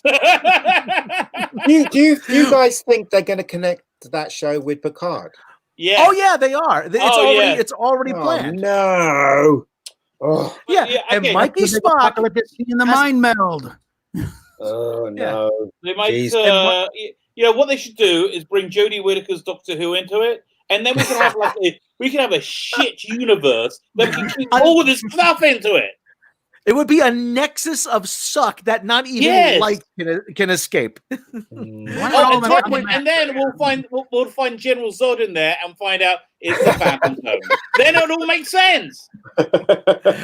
Dark Winter, did they transfer the monies instead for STP? We actually, you know what? We've been hearing that because because of funding issues, that some money from STD was getting funneled into Picard because Picard is so expensive. Right. And so that's why they couldn't have a ready room for Picard then. Is that the reason why they couldn't have a ready room and had to keep using that stupid place, that vineyard place? I hate the hologram thing. I hate the holographic chateau. It's so stupid. Yeah. Actually, what I really hate. Oh, sorry, go ahead. Oh, no. I'm sorry. Got right here. No, I know. Yeah, it is. It's dumb. It's really dumb. I mean, it's obviously a move to save money. It really is. Yeah, it is. So they don't have to change locations. Well, I really hate that ship. It looks like a warehouse, doesn't it? With a bit in the front. It really does look like a warehouse. What the? It's so annoying. I don't mind seeing like the hologrammatic controls. If you're watching a student movie or like something that's got to keep the budget down. Well, they're paying like $100 million an episode. It's like crazy for this. You can't build a bloody phaser button. What's wrong with you? Another thing too that strikes me about that ship is it's all one space. There's no bulkheads, so if it becomes depressurized, everybody gets sucked out into the void of space. That's right. That's right. Smart. There you go. Yeah. It's the good thinking that the writers of we've known from Secret Hideout. It's just that design is so shit. That design for that ship is so crap. I wouldn't. If I was a kid, I wouldn't want that as a toy. We're talking to La Raza here or what? Yeah. I can't remember what it's called. What's it called? La Serena. With the Eddie Van Halen. Or the Serenity is, they're obviously trying to ape off of Firefly. Yeah. I mean, is it just me or we'll just call it? Sorry, mate. Is it just me, or what about you guys? I mean, was the ship's design better in the 80s? I mean, you look at the Sulaco from Alien, you look at the Alien ship, and so much better. Yes, it was. Oh my god! Well, I think you got CGI. You got to love angular flat surfaces because they're easier to render than curves. So I guess. Right. Yeah. Oh god, I hate this. Got to crank these things out. Captain April, who was it that said Gene Roddenberry went to the original designers on the original series, said no tail fins, no flames, no fins, no rockets, and that's well, and it seems like we've gone backwards. Yeah. They still got a couple on the nacelles. I mean, there was something beautiful about the Enterprise. There's something beautiful about the Enterprise. I remember building that as an Airfix model when I was a kid, and I was hanging it up on my ceiling. It's something beautiful. Those ships like the Millennium Falcon, the Sulaco, the Enterprise, they're all really well designed. And you get this ship. This ship looks like it was Lego. It's like it's stuck with Lego. That's what it looks like. How could that have passed? How could anyone have passed that ship? Seriously. You know what it is? It's just this generation doesn't care. There's no work ethic. There's no pride in your work. It used to be like you would do a job and you were like, oh man, I'm like, it didn't matter what the job was, but you wouldn't be able to do it without doing it properly. Now you're like, oh, that'll do. Let's go. Who cares? I fixed the window. I fixed the window over my garage, and I still pointed out, hey, I fixed that window. Exactly. Yes. There's no pride in your work in Hollywood. I mean, even the Liberator in Blake 7. Oh, it's a lovely ship. Yeah, it's a great ship, right? If it was CGI'd properly or done properly, because obviously when they were doing it, they only had strings and sellotape and stuff like that. But even that is designed better than the ship in freaking Card, for God's sakes. Jeez. It's just confusing which is the front or the back of the Liberator. Let's just see it in motion. It flies backwards. That's the thing. They did the round. Which way is that? I don't know. And look at the new screens with the fancy holographic screens. Yeah. I get a headache just looking at that. I'm like, okay, so if you think glare is bad on current screens, well, you can see through these. I'm like, wow. Yeah, memo to Kurtzman. View screens are cheaper. Yeah, that's why I do it, right? No, the view screens are cheaper to like. I guess I was going to say I was thinking about the controls. They're making the controls like virtual. That's much cheaper. They don't have to build them. Yeah. Well, actually, no, it isn't. You got animating cost bucks. Yeah, but I mean, there's no. There's no like surface stuff on it. They're all they should be cheap to render. I could render that on Premiere on my on a Mac. After Effects, yeah. I've done that stuff before. That's not hard to do. That's achievable on a student budget. Yeah. Which means you know what that means? I just worked it out. That means a lot of this money that they're pouring into this is going into producers' pockets. Or Picard's pocket. Yeah, it's going somewhere it shouldn't be because that money just is not on screen. Oh, bless you. Did you just this is being all this is being all shot. This was all primarily shot outside of Los Angeles, and that is notoriously expensive to shoot. And because Pinewood, Toronto, I mean, you get a lot of tax breaks, and the Canadian dollar versus the U.S. dollar, you do save a lot of money up there. The unions. Oh, you do. But yeah. But a lot of this is, like I said, it's being shot in Los Angeles. Mm-hmm. Yeah, but again, you couldn't get. Oh, they dumped a truckload of money in front of him. Yeah. Yeah, exactly. Yeah, they dumped a trucklout of money in front of him. Yeah. Back the truck up, fellas. And like a good York money. Yes. As you're on, I saw something on your channel. Maybe you can fill us in a bit more. What was the deal with the actor who played the original actor who played Icheb? Like he had some kind of beef with Discovery, and that's why they like hacked out his eye on the show or something. Well, we talked to we did an interview with Manu Intereme was the actor's name who was originally played Icheb. There was some sort of issue with Anthony Rapp in that Manu defended Kevin Spacey initially when the charges came out against him. And he caught a lot of grief over that, and he just said, "Listen, you know what? I was around him. He didn't seem like that bad a guy. You know, he just he leveled with us about it." And he goes, "What? I didn't know anything about it." Later on, as more information came out, he says, "Okay, you know what? Maybe this is, maybe there's something to this." But he's been blacklisted from a lot of the conventions now. Right. But the thinking is that this particular stuff is all response to coming out in support of Kevin Spacey initially, because Anthony Rapp made those accusations against him. I don't like to deal with that, but again, it just seemed very odd, the very violent way that they killed off the character. It was extreme, and the very really final. Yeah. Ripping the eye out by the optic nerve. Yeah. I mean, they made a point. They specifically made a point to brutally kill the character. Yep. It seems in my opinion, brutal. And my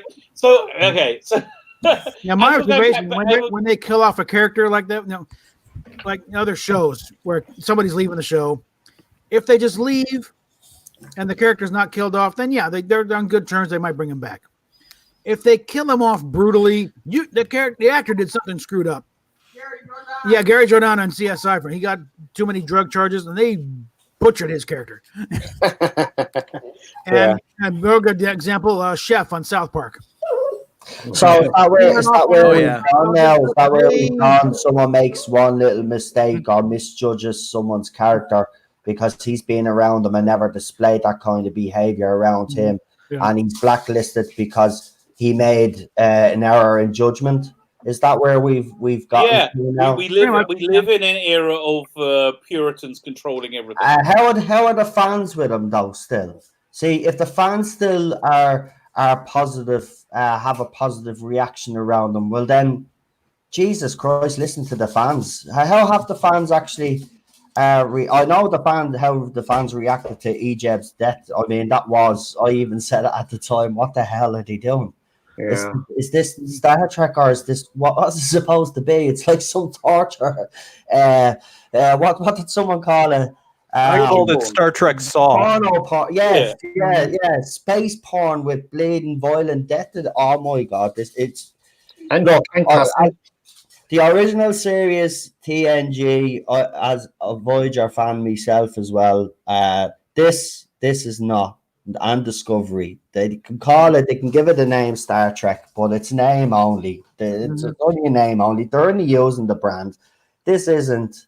And anybody that does love this, and I will agree, anybody after 7 weeks that still loves Picard, I would actually start questioning your taste. Or I would question why you're still defending this piece. Yeah, but I have loads of friends that love Picard. Do you know what I mean? And as I was saying before, they're really good friends. And, well, I question their taste too. Your friends don't have very good taste. I'm sorry. Yeah.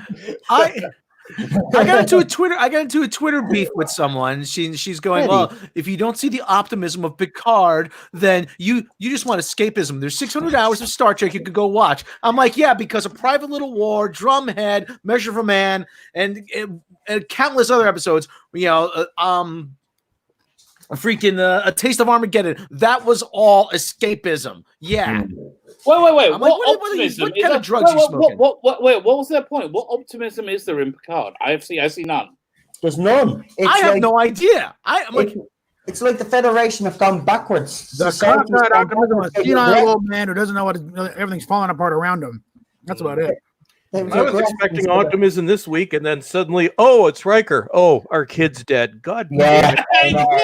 I know that was like when I see them on the screen, I put a smile on my face. But of course, as soon as they said that line, our kid is dead, died from some synthetic fucking brain disease or whatever it was. I was like, get the boat, will you? Silicon-based what? Yeah. How the hell would that affect a carbon-based life form? Yeah. Well, that crap. He swallowed tub and tile cock. That was it. Yeah. Silicon-based illness. Yeah. It's just a bad God. It just, as I said, it was slow. This episode was really slow, and I was so bored halfway through. I really wanted Riker's pizza to cheer me up, but that was the it got burnt. That was uplifting. Cooking with former semi-retired reserve activation clause Riker. Yeah, cooking with number one. Well, that pizza looked good. I have to say that pizza looked really good. I like his pizza oven. I like the whole setup. I like the Troy's life. I mean, the Riker's life. It looks pretty good. Yeah, I just felt. Hi, diddly he. A Riker's life for me. I just felt that what's his name? Troy chewing out Picard really pissed me off. But there you go. At least she did it with a loving glance and a warm shoulder. Is that what you? The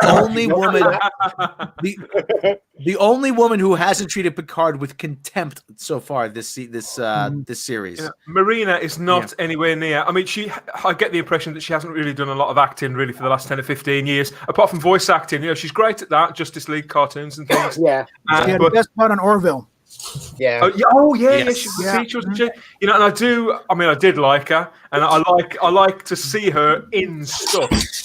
But yeah, she's not as she wasn't as engaged with it as Jonathan Frakes, I don't think. But no, he wasn't. We were actually saying to Manu and Tereme, it says, hey, you know what? Since other Star Trek alums have appeared on the Orville, Robert Picardo, Tim Russ, maybe there's a guest spot for you in the future.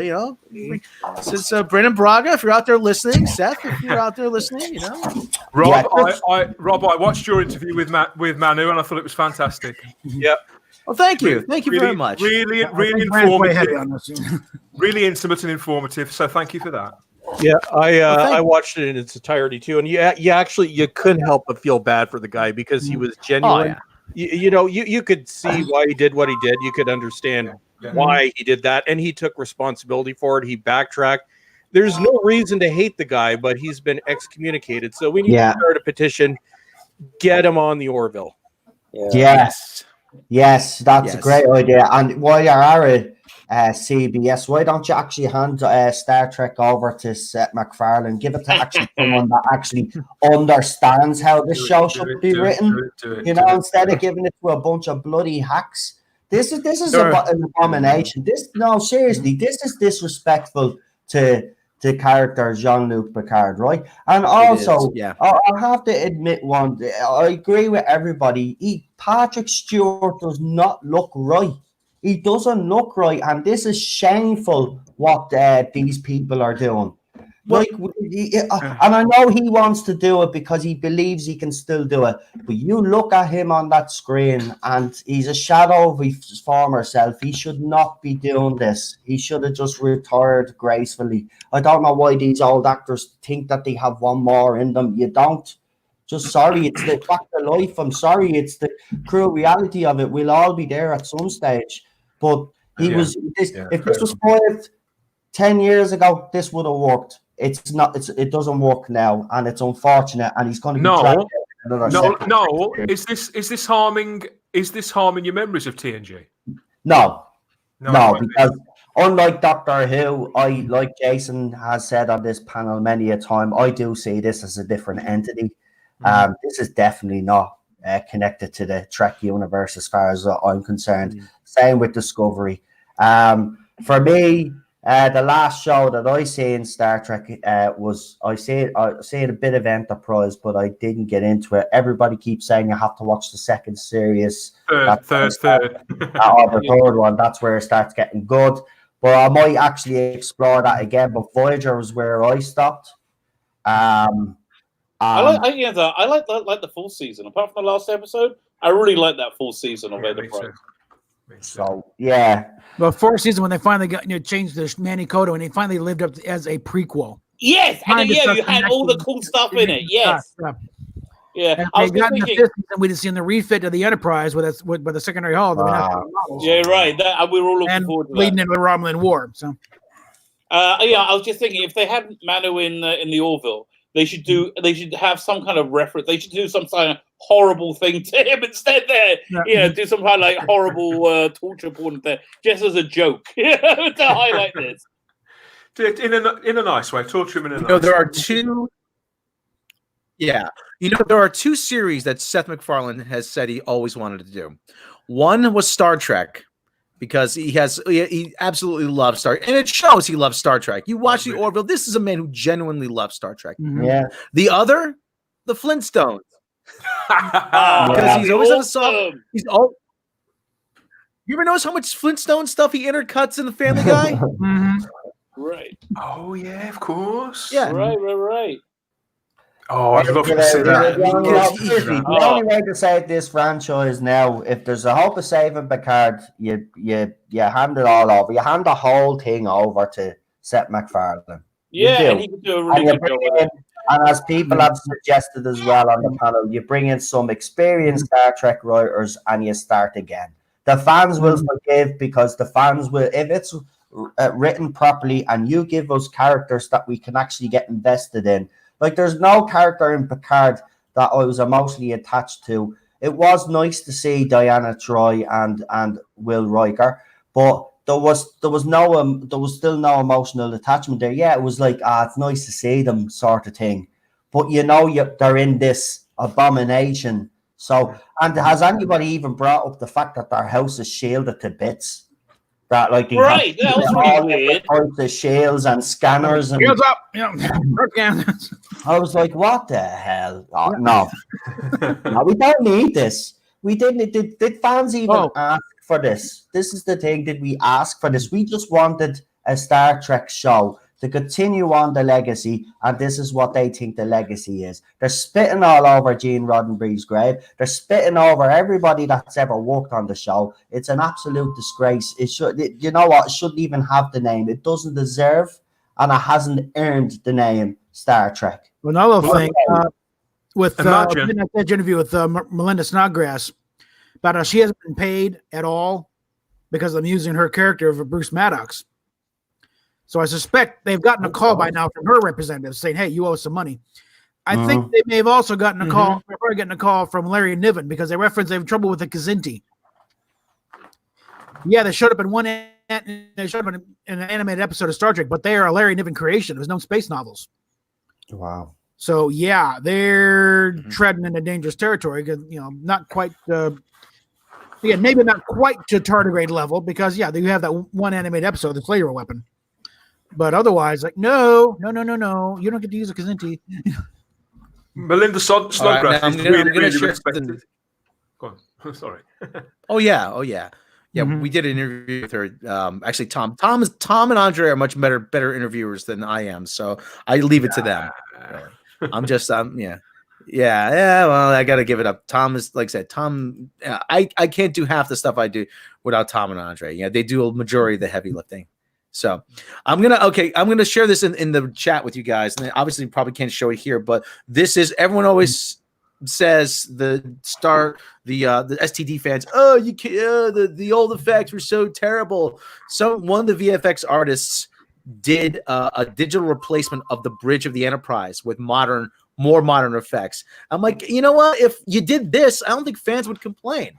I mean, agree. If, you get a chance. You guys probably seen that already, but I have seen a really good one a couple of years ago. If it's the same thing where it was so sensitively done.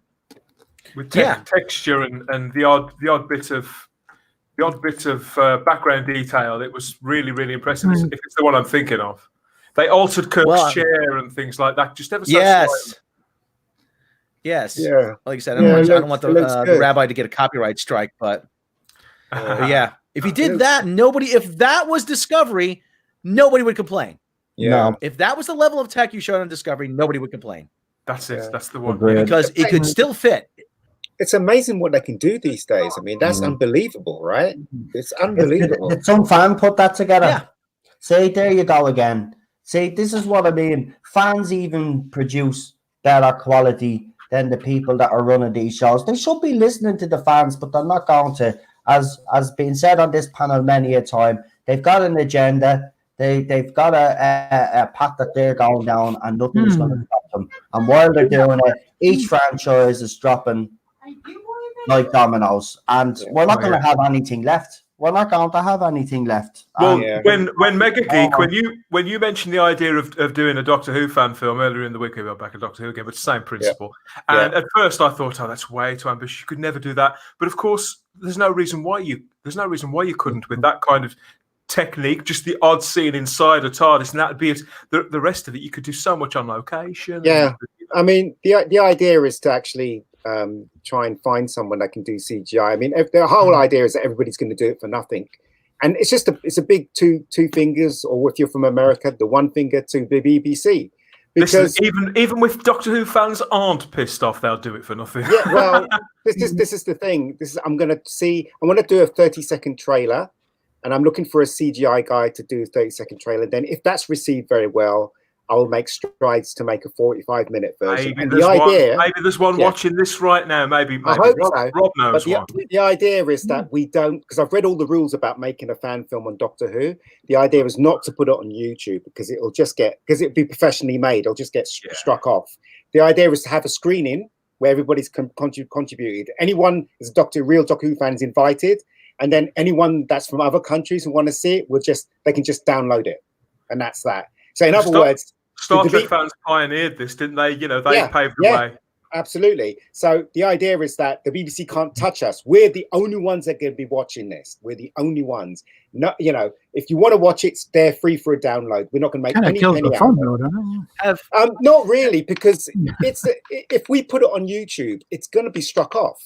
I know it's going to be struck off because the BBC is not going to. They're not going to take that line down. Not necessarily, because they have Velocity Who, which is a female American incarnation. But they're amateur. They're amateur. You can see they're amateurly shot. They're not very well shot. But what I'm going to do is because I know how to shoot things, so it's going to look professional. It's going to look like an episode, and they're going to take it off. I know they are. So anyway, one of the points actually I made was that the barrier to entry has been lowered dramatically to making films. Anybody can make a professional looking film now. Yeah. I mean, you have all these After Effects, you have all the, what was the red, I don't know what, the red something, I can't remember what the name of the package was. All these, what was this based on?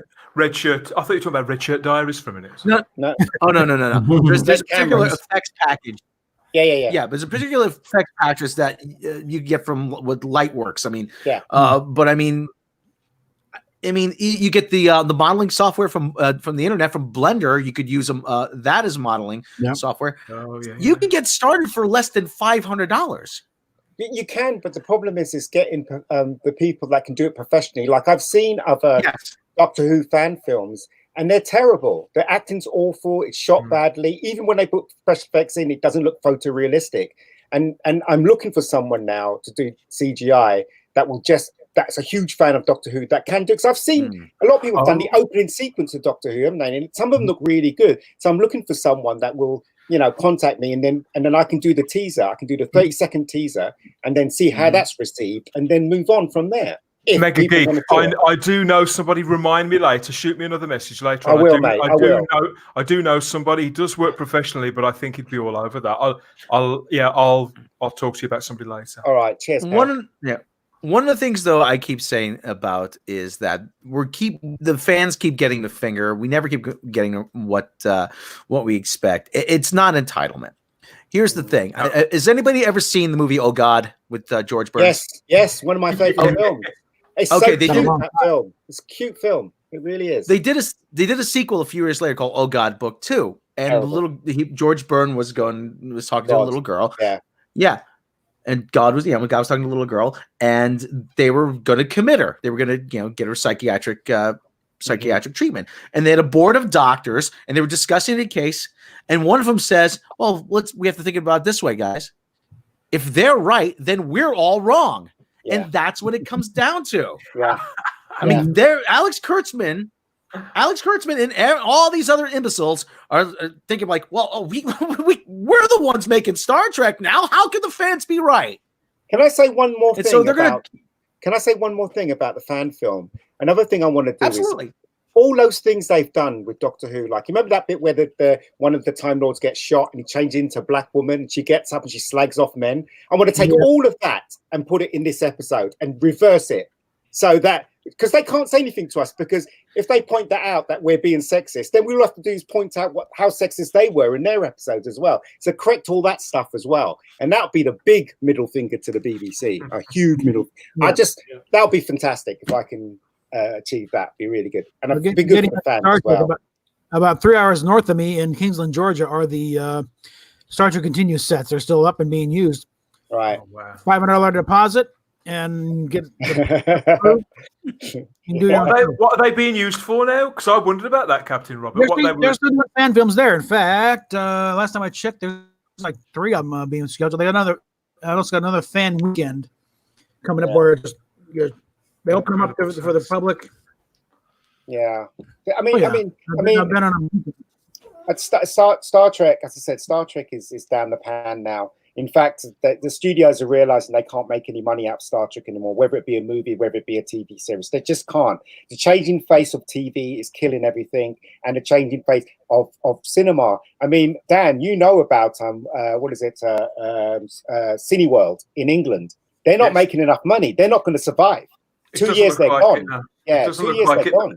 Yeah, they've stopped so many of their sort of passes and all their little incentives. Yeah. When they blazed their kind of trail and all the things that they sort of sold themselves on as a big name, I can't remember what they came out of exactly, but they have sort of built it up gradually. Yeah, all that stuff seems to fall by the wayside. They're getting smaller and smaller and smaller. And I mean, cinema chains now, heaven knows how it's going to be after the coronavirus thing. I mean, over the next few months, I don't know how that's going to go. I know people who manage cinemas. I can't. I've no idea. 2 weeks. The face of TV has changed so dramatically now. Yeah. More people are streaming. More people are watching Netflix, and that's the thing. That's what's killing, including the agenda, of course, is killing our favorite stuff. So people know. People sort of hedge their bets, and because you know what it's like, particularly if you're dating or something like, you go to the cinema and you will take a chance on a film that you both maybe neither of you particularly really, really want to see it, but you come to a compromise. You go for that one because it looks okay and it'll probably be all right. And I think that a lot of movies make a lot of money on getting people in like that because they think, well, it might be okay. Yeah. In this era, people don't take those chances anymore because film after film after film is diabolical. So when you've got a huge telly back home, a library of movies on Netflix, where if you don't like it after 10 minutes, you can watch something else. Exactly. It's much more attractive prospect. Plus, you can have a drink. You don't have to drive home. That's right. I saw Charlie's Angels on the plane. I was going to America, and I saw the latest Charlie's Angels, and it is as bad as everybody's saying it was. It's really awful. I cannot believe. Yeah. I cannot tell you how bad that film was. Every agenda was in there. In fact, let me tell you the ending. Right, the ending is that there's a room full of there's a big party, right, and there's a room full of men and women, right, and all the men in the room, they all faint because they put something on their necks. They all faint. All the men, not the women. All the men. I mean, if that's not a statement, I don't know what is. It's just such an awful film. Can't believe. Anyway, I had to see something because it was 10-hour flight, so I decided to pick that one. It was you would think, taking it back to Star Trek, for all of these shows, the one that was the most progressive of them all, one could argue, for this to be essentially taken down as well, it's like more than any of them. You can't quite believe that it's happening because there was nothing wrong with it in the first place. There was no real rebalancing that needed to be done. In the 90s, so much work had been done on, and it wasn't overnight. It was a gradual evolution, wasn't it? Through DS9, through Voyager, in some respects, to different degrees on all of them. And to see Star Trek come back on the surface of it with more money behind it than ever, and from the outside looking in, it may even look like they've got more faith in it than ever. But we can see, and we know that this isn't what the fans. It isn't what the fans want. Not now with 2 series on the air. Neither of them are looking or feeling particularly like Star Trek. Neither of them saying what they want Star Trek to say to them, to speak to them, and to serve their families or to serve their fandom if they've been watching for a long time. Yeah. Star Trek, the original series, it's iconic for many reasons. It's beautiful. But one of the main reasons is it was easily the most progressive show of its time. Yeah. And so was all Star Trek was. Even I don't think Enterprise did it quite as well because they were burned out on ideas at that point, I think, until season 3 came along. But it was. And that's one of the many things that made Star Trek unique. It was escapism, but it dealt with real world issues, but it used allegory or metaphor within science fiction to deal with them. I'm like, probably one of the best TV shows that deals with, for example, race relations was Let That Be Your Last Battlefield in 1968. That was fantastic episode. It's so they didn't need to do this to Star Trek. What they've actually done is it's not progressive. They've taken one side, and the side that they've taken is hateful. And what I've said over and over again is, for something like this, and especially something like Star Trek Picard, for something on that scale to be successful, it needs to appeal to everyone. But the problem is, because it's appealing to one side and because it's an extreme side, not only do you completely alienate people on the other side, but you also alienate people in the middle. So potentially you've lost 2/3 of your audience right off the bat, because we watch Star Trek, we watch Doctor Who for escapism. So why am I going to watch something to be lectured to? My standard line is Star Trek wanted you to think, not tell you how to think. That's right. Yeah. And also, you just got to look at, you know what? I've looked at the behind the scenes of Star Trek, right? And those movies, right? They didn't get the right budgets. So the last movie, Undiscovered Country, right? Their budget was meant to be, I think, twice the size. But then when they started that, they just slashed the budget. So, but even when their budget was slashed, right, it was still Star Trek and it was still good. Undiscovered Country is a really good film to send them off, right? The last film with Spock, Kirk, and McCoy, and it was really good. And I sat in the cinema. I was satisfied when I came out. I love the sign off at the end, but it made me sad. I was crying at the end, right? And it was the perfect ending. It really was. Yeah. It was that a lot of that was the genius of Nicholas Meyer. That's right. Star Trek II: The Wrath of Khan. The guy is probably one of the best directors Star Trek ever had. So they had, and a lot of it had to do with Star Trek V, which was not received well. So their budget was slashed. But honestly, with close to half the money, he pulled off a movie that is 100 times better than Star Trek V. And Star Trek V it came very close to being the send-off for Star Trek. Yeah, so, but when you look at the first Star Trek movie, the budget was so high, and they didn't make that kind of. And then when it came to the second one, the studio was telling them you have to slash your budget, and so they used the same set for Khan's ship, as well as it was the same set. Wasn't it the TV? Wasn't the Wrath of Khan made by the TV movie department? It was because I believe Industrial Light and Magic, from what I remember, weren't available, or they couldn't do the entirety of the movie. So it was shifted over to the TV department. They did the effects for 2. He's talking about number 5. I think the Genesis, the animation that was the Genesis presentation that was actually done by the company that became Pixar. That was huge in its time. Yeah. I remember. That CGI. I don't think nothing like that had been done before. But the point, it's so sad. Star Trek used to be so progressive. Yeah, but the point I'm trying to make is that the Star Trek films, their budget wasn't as big as say Star Wars or whatever, and see what they did with it.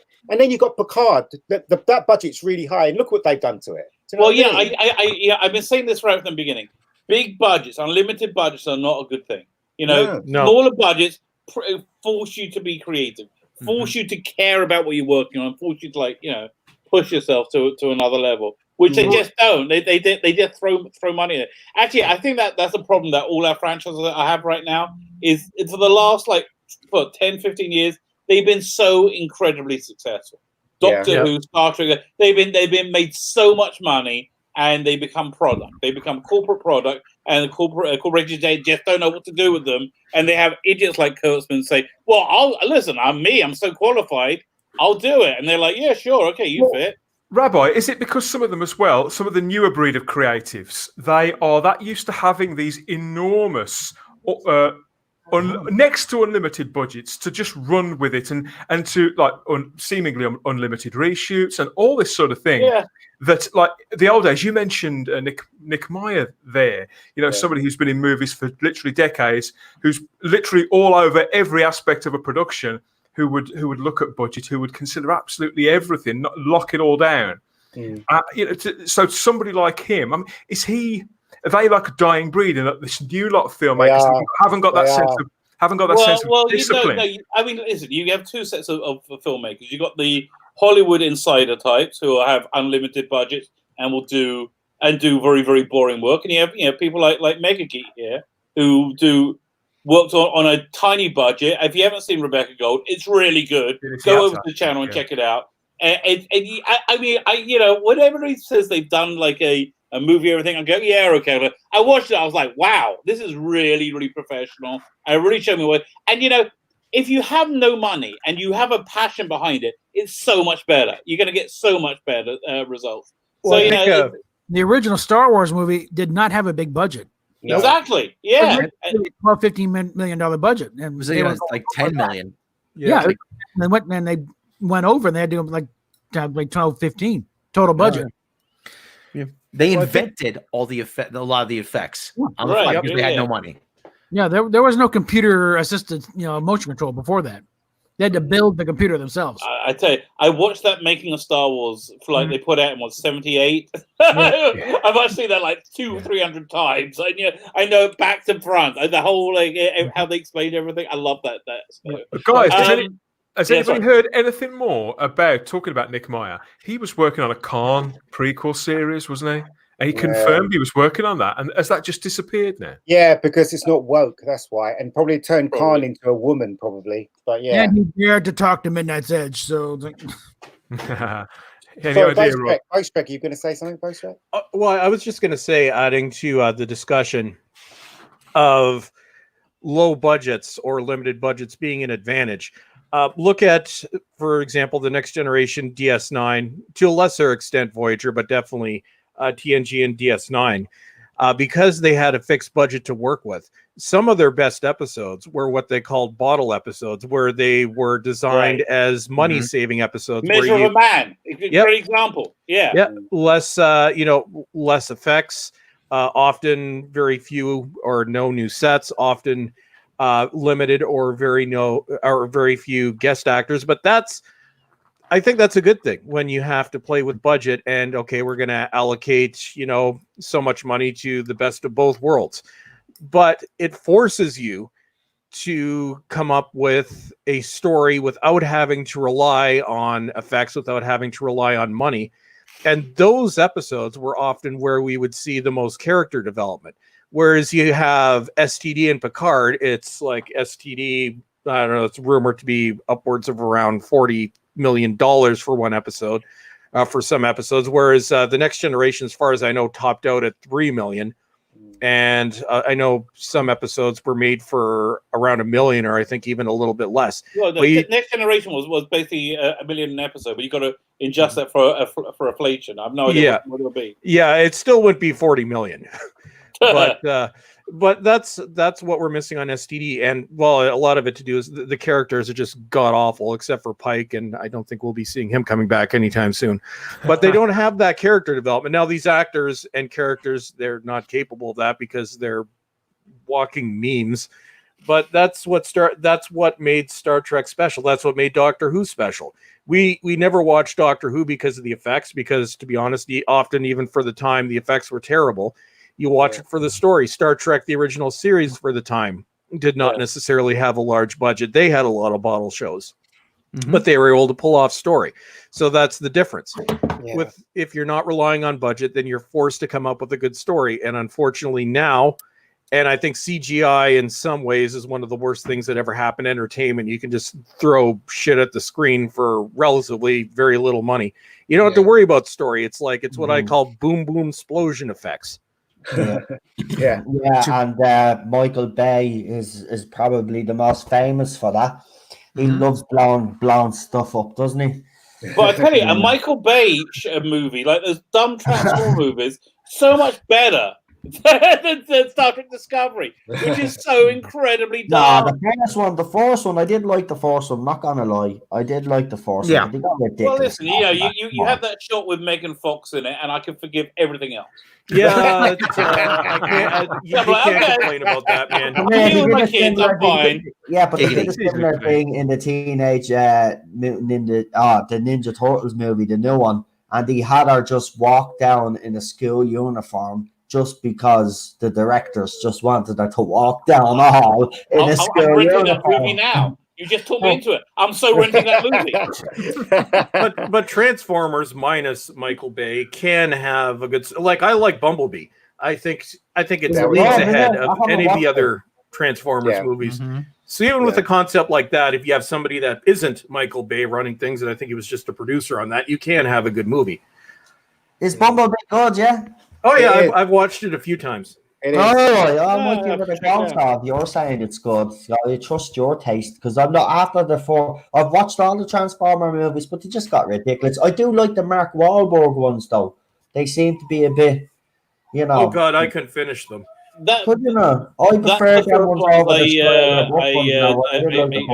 ones.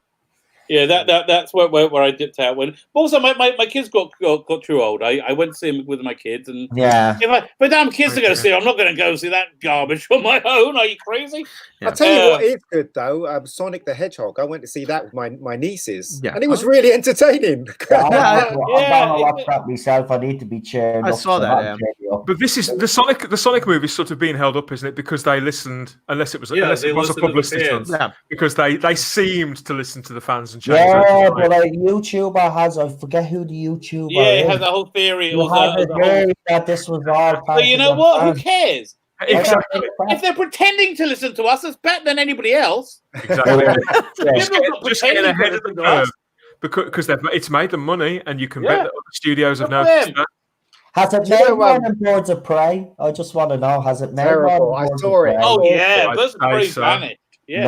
Lovely. But you know what? I'm glad because before Sonic the Hedgehog was actually released, the Birds of Prey fans were coming out and actually pretending to review this movie. Oh, yeah. Right. They're crazy. Yeah, with the fake. I brought me husband and son to see Sonic the Hedgehog, but it had homophobic slurs. Right. Birds of Prey, which was a better movie, and I was that was all copy and paste. That was all copy. Yeah, and it was. paste. It was. Crazy. What was I going to say? Listen, it's just gone it's about midnight for me, so I have to get up in like 5.5 hours. So I'd like to start wrapping up. Fine. So can I ask everybody to subscribe to everybody's channel? Check me out. I'm on the Type 40 podcast with Dan this week. Yes, Type 40's just dropped. This week's episode has dropped a little bit late with the Rabbi, myself, and Starry-Eyed Girl talking about Doctor Who and Mary Shelley and Cybermen and all sorts of crazy theories, and talking more about complaints to the BBC. So I've already dropped the link in there. That's Type 40 this week. The episode is called The Desperate Hour. And we explain in that why we called it The Desperate Hour. It's a tribute to one of the characters. But yes, so thank you, Rabbi, and thanks for having me on again tonight. Thank you for coming. You've sold me. I'm gonna be. Oh, he's gone. Yes. I'm doing the whole sort of switch up. Mega Geek. Is there anything that you want? Oh, firstly, but Mega Geek, I kept meaning to jump in and say that's the reason they stomped all over the Star Trek fan films. Because they're so much freaking better. They knew they would be so much better than what Kurtzman Trek would be putting out. What Mega Geek? Is there anything what are you working on this week? I'm not working on anything. I'm just trying to get this fan film off the ground. I'm trying to see whether I can. To tell you the truth, I've been talking to I'm not even going to mention his name. I've been talking to a well-known British actor to see whether he wants to do it. But I think they're all scared of the BBC. I think if I don't blame them. Yeah. Chris Eccleston had to move to America. Chris Eccleston had to be in 4-2. I'm willing to jump in there and be your doctor. I said it already. Yeah, you want to be the master. Well, I'll even be the master. Listen, you might have to, but here's the thing, though. I would say to you, yes, it's all well and good trying to get professional actors, right? But you're just have to making a very valid point there. A lot of them are going to be scared, so you might have to go for an amateur.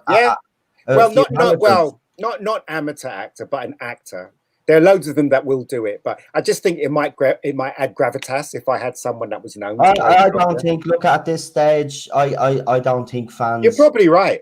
Fans will just look at. Listen, fans. If this, I believe in this project, right? All I'll just say is, if you can put something on screen that's better than what BBC have put on screen, nobody will give a shit about the actors. They will get invested in the characters. The one thing I want to do is I want to talk to people like Noel and Gary and the Rabbi and ask them, because they're all Doctor Who fans. When I write the script, or if I'm going to send it out, and you guys are going to tell me where I'm going wrong, so we can have something that's solid that we can shoot. Fair enough. I'm going to be approaching you guys, especially Bowelstrek. More than happy to do it, my friend. Is don't be worrying about what type of actor or actress you're getting or what caliber they are. As I said, you just concentrate on what you do best, which is building characters and building a great story, right? And the rest will fall into place. And trust me, you will have the backing of this fandom, because there's a lot of people on YouTube watching that Velocity Hill, and it's a fucking abomination. Right? So I know for a fact that you'll produce something that's 10 times better than that. So you just worry about creating this little universe or trying to retcon this crap that BBC have done, and the rest will fall into place and the fandom will get behind you. 100%. And I tell you, that's something that really shines out from Rebecca Gold. You got a real good grasp on character. We're seeing her on screen for like under 8 minutes. I knew who that character was, and she wasn't two-dimensional. No, you know, like Jodie Whittaker. She's still two-dimensional. All these characters.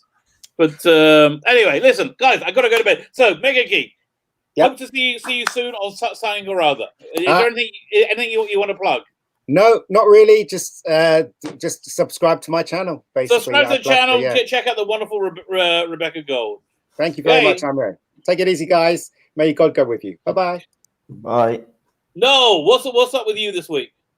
Probably a panel tomorrow. I don't know. Everybody's still feeling a bit crap after last week, and it's a week. You know, we should do a full season review now we got this whole. Yeah, what I might do is I might actually do the stream a little bit early, because I know you for 10 weeks have been actually staying up to do the reviews with me, so I might actually put the stream on an hour earlier than we normally do, and then just see what happens. And yeah, so I did a video last night. If anybody hasn't watched it, I did a kind of a tribute video. The doctors. I saw that. Freaking awesome! I saw that about an hour, a couple of hours ago.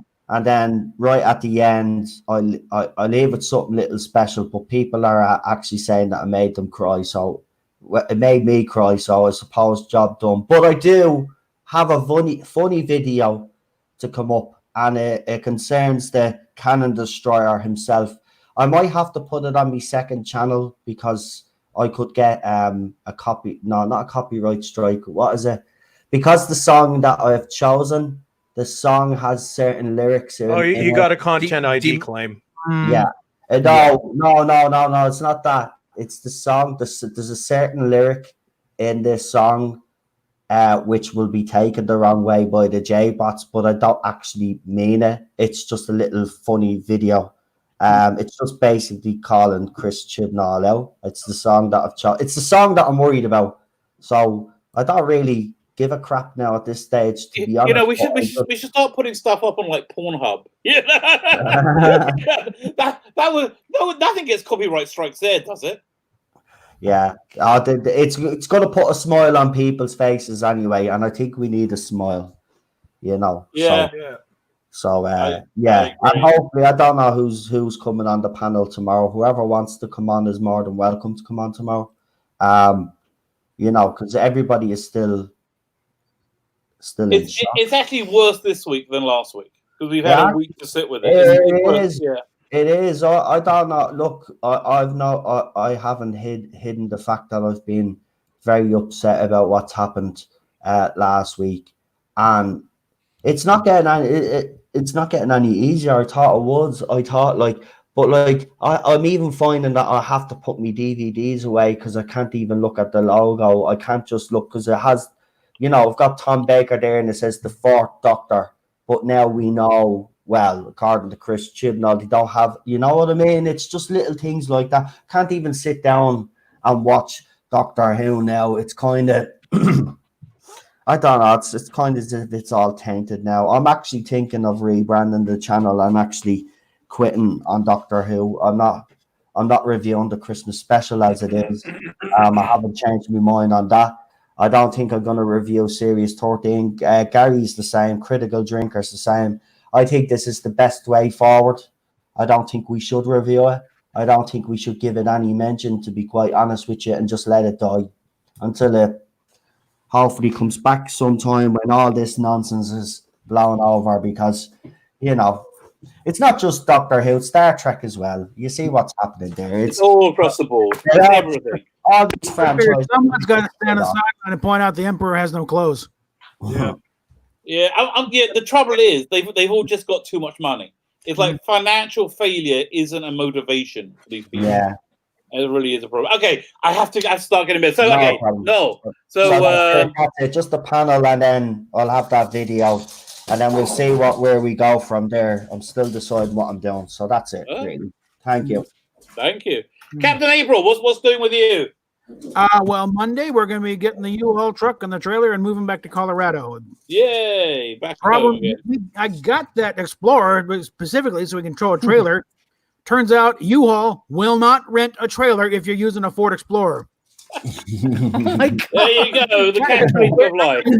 So much for the trailer. Now I'm going to put a trailer in. Tell them it's a Gibson Explorer. You know, it's ridiculous. But yeah, Monday we're loading everything up and heading out. And the route we have to take to stay within the mileage thing is going to take us right by Metropolis, Illinois, though. So I can stop by the Superman Museum, get some pictures there, do a video. So yeah, not a total loss. And probably back in Colorado and by the end of next week. Excellent. Well, welcome back home. Yeah. Look forward to getting back in your own space. And then the real fun begins in trying to secure housing. So a roof over your head is a good thing. I was back in one state. So. Yeah, that would be good. Rob, what's doing with you? You got anything coming up on Midnight Edge this week? You want to tell people about? Well, we've got Midnight Edge After Dark. We got a couple of videos in production. We always got a new video coming, either from myself narrating, or Andre, or Tom, or whatever. Check us out on the nightly show Monday and Wednesday, and occasionally Friday. Midnight Edge After Dark. I turn up on Mecha Random's channel every once in a while, so you can check me out there. Shenanigans over on Mary Mayhem's channel tonight. Go check that out. That's a lot of fun. Rabbi, thank you for having me. Thank you for coming on. It's been an absolute pleasure. Oh, I just want to let everybody know that Blue Bonnet Hoovian's got a stream starting in about 5 minutes, so you can go straight from us to there. Bowelstrek, firstly, how's your husky doing? Lexi she's sleeping right now, but I've had to leave a few times throughout the stream. She's on medication, so we'll have to see. She had one seizure this morning, so we're dealing with that. And because I'm looking after Lexi and I've fallen behind in my regular jobs, not much is going on for my channel over the next week. I'm largely going to be off Twitter, and I won't be doing any live streams or videos until probably next Saturday. I'm probably going to do my Doctor Who Series 12 was crap live stream, which was supposed to be today, but for various reasons, I wasn't able to host a live stream. So I'm probably doing that next Saturday, and then I am retiring Doctor Who in terms of reviews, and I'm just going to cover some of the press covering the Fallout, and I'm not even going to use the name Doctor Who anymore because I don't want the BBC getting clicks, so we are officially referring to it as Dr. Nasty. So not much coming for me in the next week, but things will slowly start to go back to normal. And at some point, the next 2-3 weeks, I'll have another video out. So it's usually around this time of year that I wind up taking a few weeks away from YouTube and social media anyway. So it kind of works out. Okay, so great. Well, that's good. Glad to hear it. So yeah, I want to thank everybody in the chat. Chris Persia, thank you for you were wrenching, I think, but thank you very much. Oh, Leanne Davis, thank you for stopping by. Quit Sticks Productions, thank you for stopping by. Daniel Leach, always a pleasure. Scrolling through as quick as I can, see if I can't see anybody else. Colin P. Smith, thank you. And Lucy Meow, now I know how to pronounce your name. I can thank you personally. Thank you, everybody, for coming. Please like, share, subscribe to everybody's channel, and make sure everybody has a fantastic week. Thank you all.